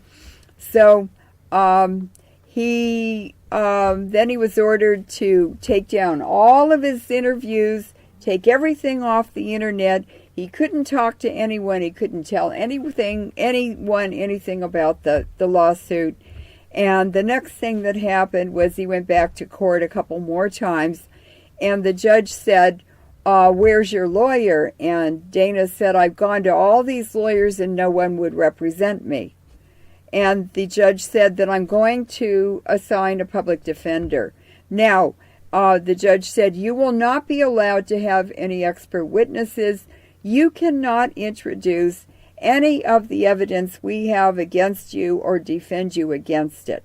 You cannot defend yourself. You can't use the evidence that we're using against you. You can't challenge it and defend yourself, and you can't have any expert witnesses. And so then there it was. It was It was a political prosecution, a judicial prosecution of Dana. Now, it turns out that when he was in the courtroom that first day and talked to the policeman, the prosecutor came up and said, "Where's your lawyer?" And he said, "I don't have one." And the prosecutor said, "Oh, okay, then you can have this envelope." And it was all of the documents that he had to prosecute Dana with, and because of disclosure, he had to give it to Dana. Well, Dana took it home with his friend, and they read it about 5 times, and it turns out that this was a false flag. The U.S. FBI was involved. That had all been premeditated, and he had been subjected to entrapment by the FBI, by the U.S. government, and by the law enforcement agencies in Canada. So it was all rotten from the beginning. How? Exactly what acts? Well, was he entrapped to do? The professor at the University of in Vancouver and the Professor Bustler at Woods Hole had blogs, and they'd been discussing a year and a half before Dana was even notified that he was going to be arrested. They were discussing how to set him up and how to entrap him and how to do this and do that to be able to prosecute him on false charges. It was all in the blogs in their own handwriting. I see. In the text. And then it turns out the FBI, they said the FBI's involved. They want to set him up. So this is and they're working, the U.S. government and the FBI are working with the Canadian government and CSIS and the RCMP. Right. It's a malicious prosecution. It's malicious prosecution and entrapment, because then it turns out there are people around him who have given him money who were agents for the FBI or for the Canadian officials, COINTELPRO. One of them gave him $35,000 to buy the boat with so that he could collect all this data and then challenge these fraudulent scientists, government scientists.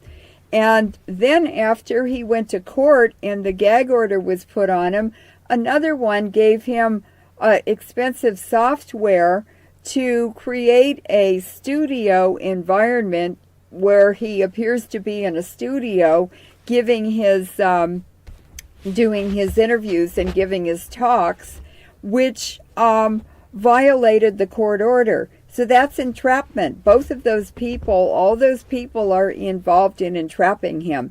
And this is after the charges were filed. Well, I would say even more. I think that's a fusion of COINTELPRO and Black Ops.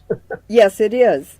It is. And Britain is also involved because they all have ties. Bessler and the professor in Canada, Vancouver, they all have ties to the uranium industry, to the siting of, they have vested interests and will make money on the siting of underground nuclear waste facilities in Canada. They all have money and a vested interest in benefiting from taking him down and taking him out. Right. Well, what is Dana's current status? He has been attacked with EMF frequencies. He's been very, very, very sick. He even thought he could have plutonium or polonium poisoning. He was that ill. And he's losing teeth. He has 3 loose teeth. Leuren has lost 2 teeth, molars, for each of the last 2 interviews I've done with you. As soon as he put them on discs, all of a sudden he said to me, there's something wrong with my tooth, and he would hand me a tooth sitting right next to him in front of his computer.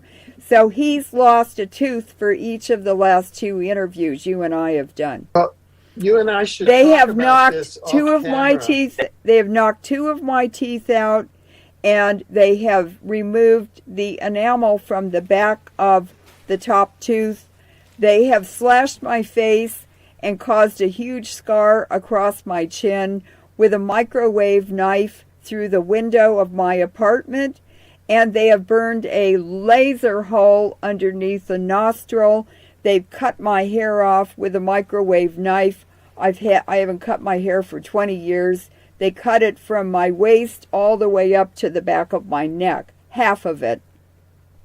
So They kidnapped my daughter when she was 14, 13. I haven't seen her. She's 32 years old. I haven't seen her. And they've sabotaged my cars. They've sabotaged my apartment. They've sabotaged my life. They've stolen my records, my diplomas, my degrees, my father's will. They are completely lawless and unscrupulous, and this is the state of California, the California government, the court system, it's Livermore Nuclear Weapons Lab, the University of California, Berkeley and Davis, Santa Cruz, San Diego, and it's just a global network of crime and criminals poisoning the world. It's nothing personal, though, Alfred. It's just like making a pair of shoes. You know, see, this integrates, Leuren, with a lot of the research that we've been doing as well, some of it with you on artificial intelligence. Right. And what you're feeling as symptomology is interaction with a pathogenic artificial intelligence. That's right. And so it feels like it's monstrous. It's inhuman because it's an artificial intelligence. You're up against something that's sentient, but it doesn't have a soul. It doesn't have a heart. It doesn't have human feelings. Because it's just electrons going the wrong way. Yeah. It's just turning energy inside out and upside down. You can do it, you can turn it into positive energy or you can turn it into negative energy. Yeah. And with all those manifestations. And that's what they're doing. They're using energy in the environment, in our bodies, in the atmosphere, against us. This is free energy, but they're using it for horrible things. Why don't they just give it to us? Because there are various agendas and various competing agendas. Well, I guess we'll have to take it then. Well, they make up their minds who's going to get it. We'll just take it. One agenda is the AI agenda to transform the planet and Homo sapiens into an AI and trained, DNA and mental AI robotoid. They're just making a mess out of everything. And they create chaos, they destroy things so they can loot and steal everything. Yeah. And then they kill everything and roll it all up and shove it out of the way and they start all over again. And the other agenda is the agenda to enhance this planet, Earth, as a love and soul-based human planet. Well, that takes us to the Pope and the Patriarch. Right. It sure does. So let's look at that one. So why don't you ask me a question to start me off? Well, how come Cuba, which is my maternal country, and which also has turned into the world Jesuit base, where one Barack Obama is visiting the World Jesuit Base this week or so. Why? It's like, I think he likes the salsa music in Havana. Must be. Yeah. No. What has happened is that Fidel Castro, his father brought his family, or he might not have been married then. Anyway, Fidel Castro's father was actually from an Italian family, the House of Farnese. And Castro's bloodline are the Dukes of Castro. Castro is directly descended from Alessandro Farnese, one of the ancient Iranian bloodlines that moved out from Central Asia through Persia, Eastern Turkey into Italy, because Italy is a country founded by Iranians, ancient Iranians. And his father was from Piacenza, born in northern Italy in Piacenza, one of the ancient Iranian original cities. And he appeared in Cuba and said that he had come from Spain and that he was just a field worker picking artichokes or something. But Castro's father arrived in Cuba from some lowly job, supposedly, in Spain as a field worker, and he bought an 11,000-acre ranch, or I should say plantation, in Cuba. So where did he get the money on the boat trip from Spain to Cuba to buy 11,000 acres of it's a sugarcane plantation, that's what it was. So I think he was born there, Castro was, but his father was born in Italy and was Italian and was a nobleman. And so Castro played football or soccer while he was still in school, and he had a dinner every Sunday at your grandmother's house on her plantation. No. Are you talking about my grandmother? Yes. No. You are embellishing there, and I'm not going to allow you to do that. No. You told me Castro had dinner every Sunday. While he grew up, you see, my uncle was a Jesuit priest, and he was, as part of his career growing up, he was the director of the Jesuit school Belém, which was a K through 12 school in Cuba, which was a huge school. And that's where Castro went. And one of my uncles, large family, 9, and Castro are contemporaries, and they played basketball together. And occasionally, Castro would come over to my grandmother's house in the Vedado section of Havana for Sunday dinner, while they were playing basketball as teenagers growing up.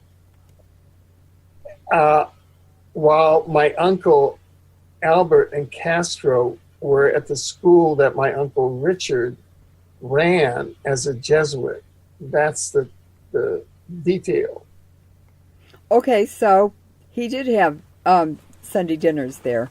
Yeah, but it wasn't a plantation. It was just, Oh, I thought it was on the plantation. We haven't talked that much about it, so I didn't know all the details. Yeah.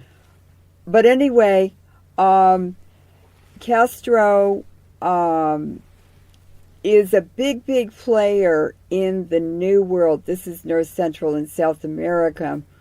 And this all came out when I started investigating Spanish land grants in California and discovered that the largest number of land grants in California and the largest parcels of land were listed in a U.S. Supreme Court ruling in the 1870s after the United States had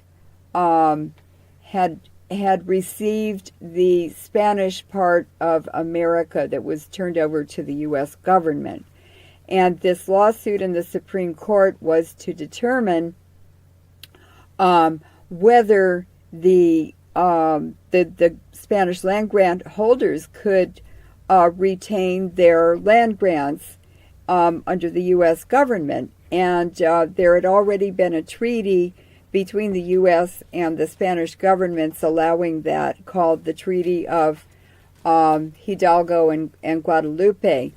And the Supreme Court reviewed something like 870 applicants to retain their Spanish land grants, and they investigated each one separately on merit, and they ruled in favor of 670 about landholders, Spanish land grant holders, in their favor. And so then I started investigating why are Castros all over South America and Central America. Well, they were part of the noblemen, the aristocrats of old Europe, who had claims in the New World to new land grants granted by the Spanish government primarily. And so I also found a painting from the 1700s from Peru, and it was a painting of Loyola, who founded the Jesuits, standing there holding a skull with a kind of a halo around his head. And he was witnessing the marriage of his son to an Inca princess. And also there was a Borgia there whose son was also marrying another Inca princess. And so there we see how these families consolidate and maintain their power and their wealth and land holdings over centuries. They intermarry with each other. And this is an intermarriage of European noblemen and aristocrats with Peruvian or Inca indigenous rulers and aristocrats. And this is still happening. It's how they consolidate their holdings and maintain them over centuries and centuries, thousands of years, in fact. And there are other examples. It's just very, very, very, very interesting. And I started getting into it because I always thought Central Asia was so mysterious. Why aren't there a lot of books and a lot of research and a lot of history in the universities and the schools about Central Asia? It's like a black hole. And I got a master's degree from UC Berkeley in the ancient history of the Middle East and Central Asia, and there just wasn't that much to know about Central Asia. But recently, a lot of DNA studies have been done across the whole Eurasian continent, and it turns out that all Eurasians came from and originated in Central Asia. And for instance, and then these ancient Iranian tribes, they were big settlers. They were very mobile because they were silk merchants. They had the best silk in the world, and it was coveted and bought and treasured all along the Silk Road. And they started moving into further and further west and into the Mediterranean region. And from Persia, when the Persian Empire, each empire collapsed, the noblemen and the royals would have to leave the country, and they would go and sort of start colonies in other places. And it turns out that the Kurds, a lot of them are in Turkey, they're in Syria and Iraq. Those are ancient Iranian bloodlines. All these areas, Libya, Iran, Iraq, Syria, they all have villages that are populated and were settled long ago by these ancient Iranian tribes. And they are still Zoroastrian. They still preserve their traditional culture and religion. And for instance, when Putin said he was going to bomb Syria to defend it and get rid of these terrorists, he received documents, a list from the president of Iran, telling him asking President of Assad of Syria and President Putin of Russia to evacuate certain villages and towns in Syria and Iraq before this war started, because those were populated. They were Iranian bloodlines, and they were ancient Iranian tribes still living in these villages since 5,000 years ago. So I learned a lot about the history, the geography, the geopolitics for thousands of years just by following these wars. And now I understand much more about why things are happening the way they're happening in the Ukraine and Eastern Europe and in Europe and in the Middle East and in the Mediterranean countries. It all makes sense now. And there's a very, very rich history. But the reason it's been hidden in Central Asia is because these ancient Iranian bloodlines that originated there are still ruling the world 5,000 years later. And they may have different names. They may not look like we think Persians look, but Castro actually looks very Iranian. When you put his pictures without a beard on next to Pope Paul III from the 1500s, it was pure Iranian.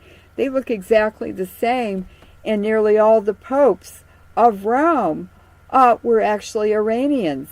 The papal tiara, the big domed sort of hat that the Pope wears, is what the Shahs of the ancient Iranian tribes in Central Asia wore.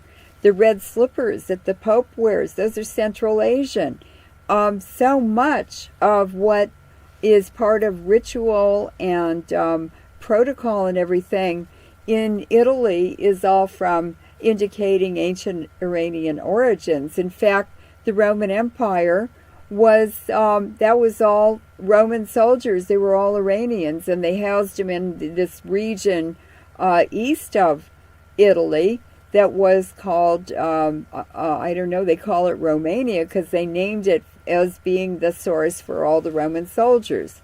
And it just turned out into another really big knowledge and information adventure, and I'm still involved in it. But the DNA studies that I found that have been done recently in the last 2 or 3 years are just superb for understanding the culture, the cultural exchange, the relocating tribes, the mixing and breeding, the planned breeding programs, the protocols for burials, the protocols for keeping pregnant women healthy, so they would have healthy babies.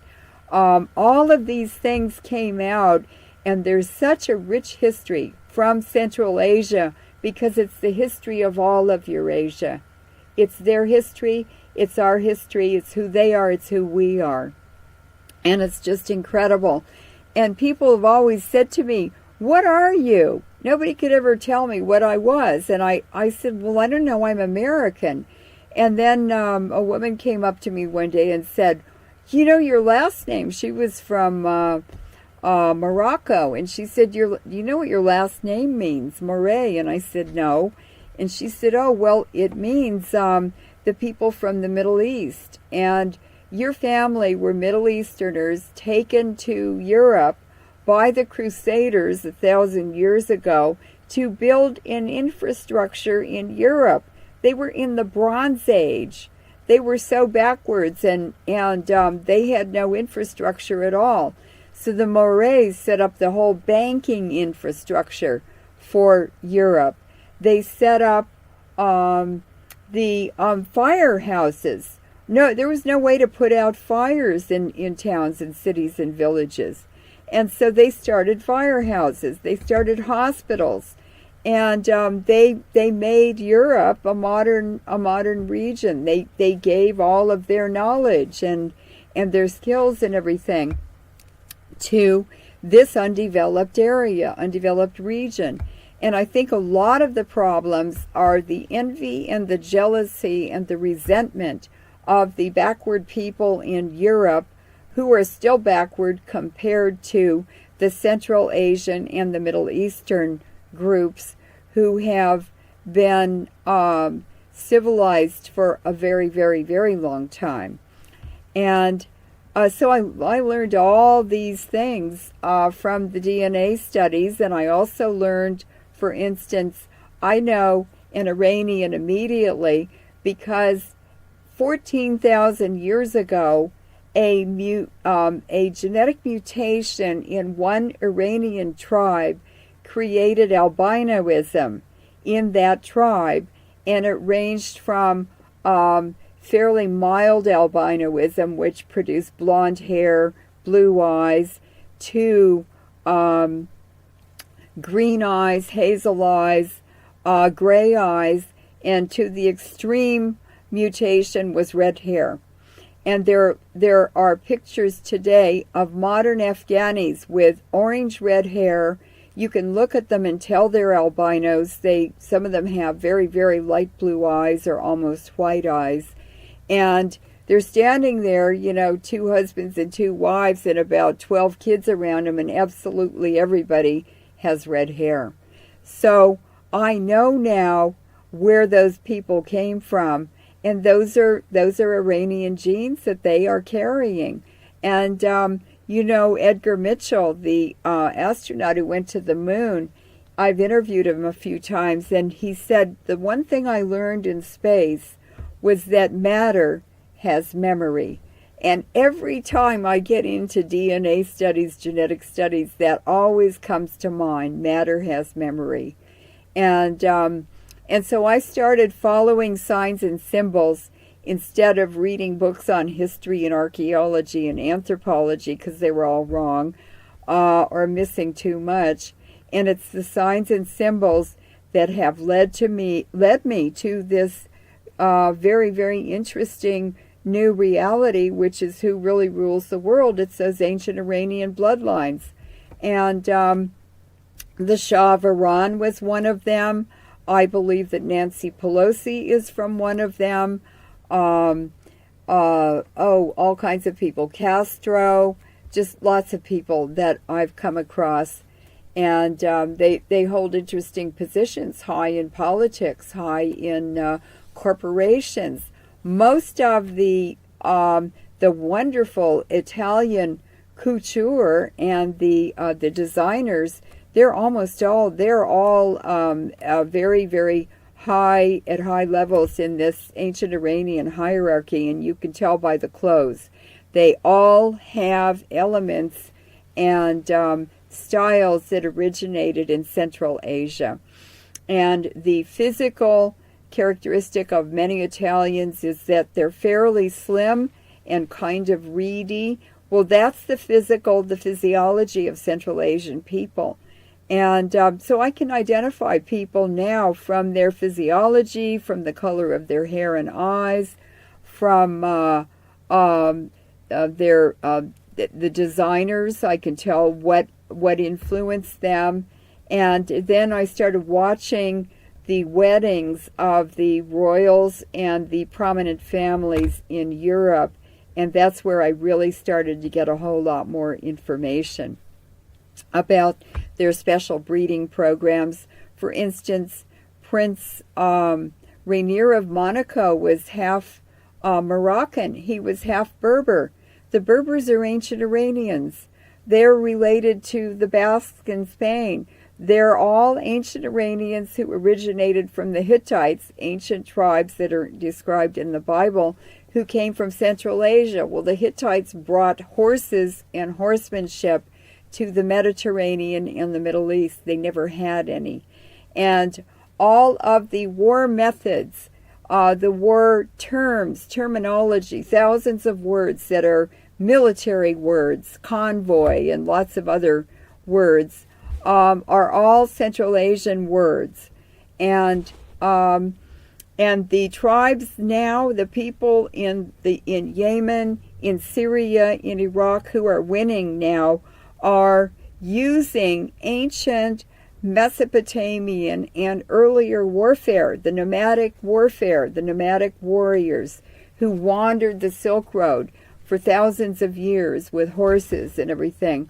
When they use their traditional methods of warfare, they don't need a budget and they don't need equipment. They use strategy, and they even build their own missiles. The tribes in Yemen who are they destroyed Blackwater. Blackwater left. They couldn't afford to fight them anymore. And so if they stick to their traditional, if they follow their traditional warfare methods, they win. And that's how Iraq defeated Iran in the 10-year Iraq-Iran war. Saddam Hussein used ancient Mesopotamian warfare and trapped the Iraqis down in the swamps in where the Tigris and Euphrates empty into the ocean, and defeated them. And the CIA agent who was in charge of monitoring the Iraq-Iran war told me himself, we never, ever, ever expected Iraq to win that war. We thought Iran was going to. And he said, but Saddam Hussein used Mesopotamian warfare. It's what Hezbollah used against the Israelis and defeated what the Israelis thought was the greatest army in the whole military in the whole world. Well, they had planes, they had fighter jets, they had bombers, but they lost in Lebanon because it's strategy that matters. It's not might. And that is why that's why Putin is winning. He's not winning for himself or so that Russia can have a colony. He's winning the sovereignty back for these nations. He's making them strong enough to be able to defend themselves, and he's unifying them so that they can join with each other to protect themselves from the region from external attacks. And the Silk Road is going to be successful, and it will not be subjected or influenced by the United States. Right. Now, but let's flip over to the one world religion agenda. Yes. Which paradoxically is happening in Cuba this week with the Pope, the Patriarch, the Obama, and the Castro. And you can't get more one world religion than that. Yes, and what is that agenda all about? And could the false dawn and all of that? Yes, this what I've just said, and I was talking about the warring tribes who follow their ancient warring traditions win over modern warfare, and so what is happening now is these people at the top, the Jesuits and the ancient Iranian bloodlines over them and the Zionists who serve them, including the Jesuits, they are now attacking religion and spirituality in order to modify that. They're giving us another bag of beads, like the Manhattan when the English traded beads, or the Dutch traded a handful of beads for the whole island of Long Island with the natives. They're trying to take our spiritual strength and our energy, our spiritual energy from us, our spirituality, our souls. That's what they're trying to kill now, because that's what allows indigenous people to conquer armies and to resist powers that are more powerful than they are. So this meeting that happened between the Pope and the Patriarch of the Russian Orthodox Church in Cuba a few weeks ago is extremely important. And it's extremely important because the purpose of their agenda, of the Pope's agenda and the Jesuit agenda, now they're pulling the Patriarch of the Russian Orthodox Church in. It's to do away with all traditional religions and to combine all of them under the Pope. They must all submit to the Pope and create a one-world religion, which is going to be some flim-flam, useless practices and beliefs that disempower us. And this is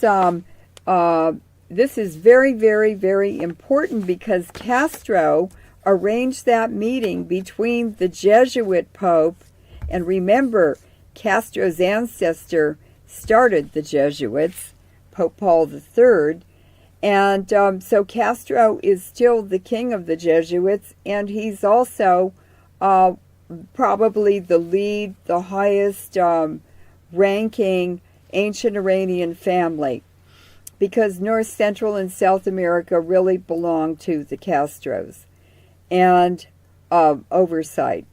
And this is resulting in a genocide of Christians, the Christians who will not submit to the Pope, even though he's a Jesuit. Jesuits aren't even religious, they're atheists. So why is he suddenly posing as the Pope? It's illegal under Vatican law. A Jesuit can never be the Pope of Rome. They're not even religious. And Castro said in the mainstream media in the last couple of years a number of times, well, my brother and I are atheists. We don't even believe in God. But we might convert to Catholicism. Well, they're about to both croak, so they better hurry up. But anyway, this new religion, what is it about? It's really horrible. And the White House today denied that the genocide that's going on, or ISIS executing, exterminating the Christians in the Middle East and in all over the Middle Eastern countries, but especially in Iraq and Iraq and Syria, it hasn't progressed enough to be able to be referred to as genocide. So they're admitting that genocide's going on, but not enough people have died yet to be able to really call it genocide. But it is targeting of Christians. Those Christians in Syria have been there since Christianity started. These are old tribes and old villages. They're still living in the same villages thousands of years later. So what is this all about? Well, let me just read something from a book called False Dawn.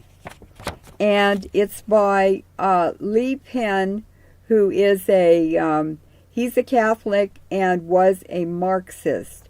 But he wrote this book, False Dawn, The United Religions Initiative, Globalism, and the Quest for a One World Power. And it was written in 2005. You can get it used on Amazon.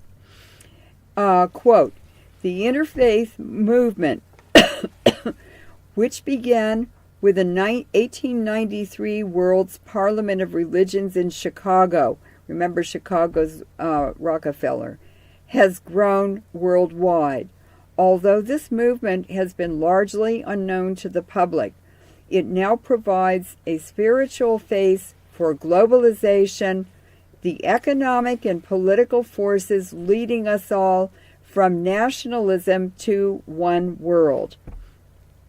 The most ambitious organization in today's interfaith movement is the United Religions Initiative, URI, founded by William Swing, the Episcopal Bishop of California. Well, there you see the hidden hand of Castro. Castro runs and owns California.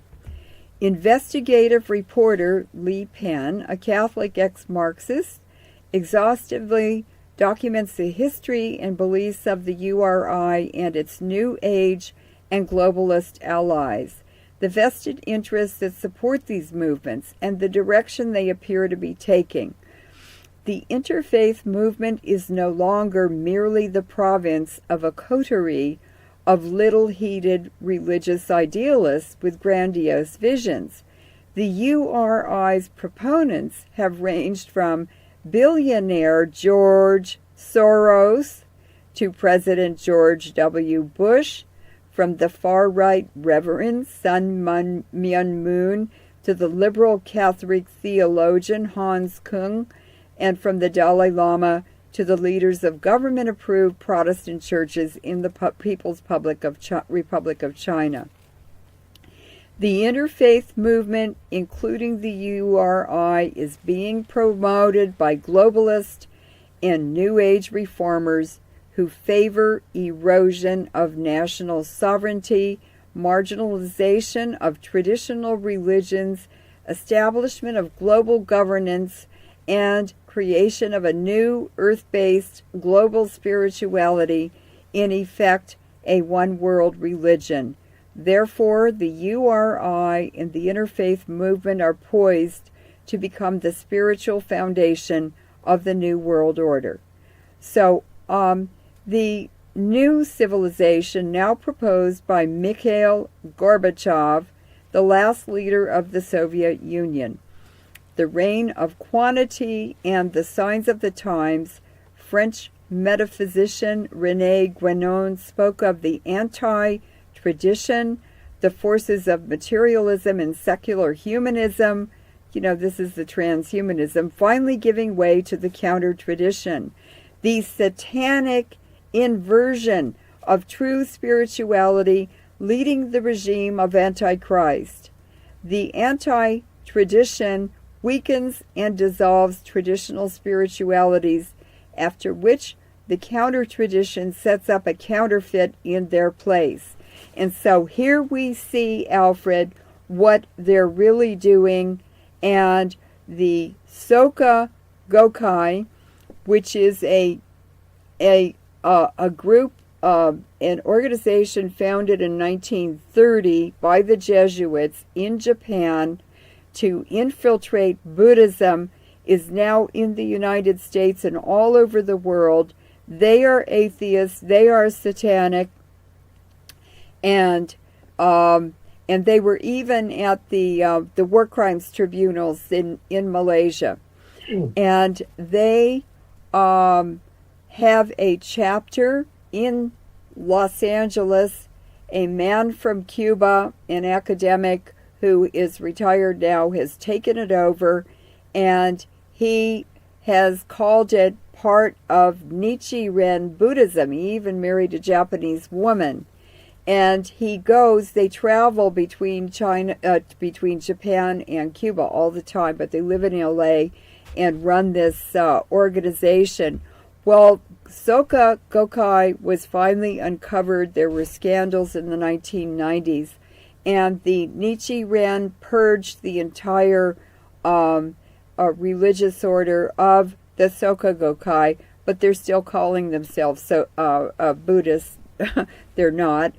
And so it's now, what was Castro's son doing in Malaysia at the War Crimes Tribunal if he wasn't spying on us? Yeah. And his UN spies were running it for him.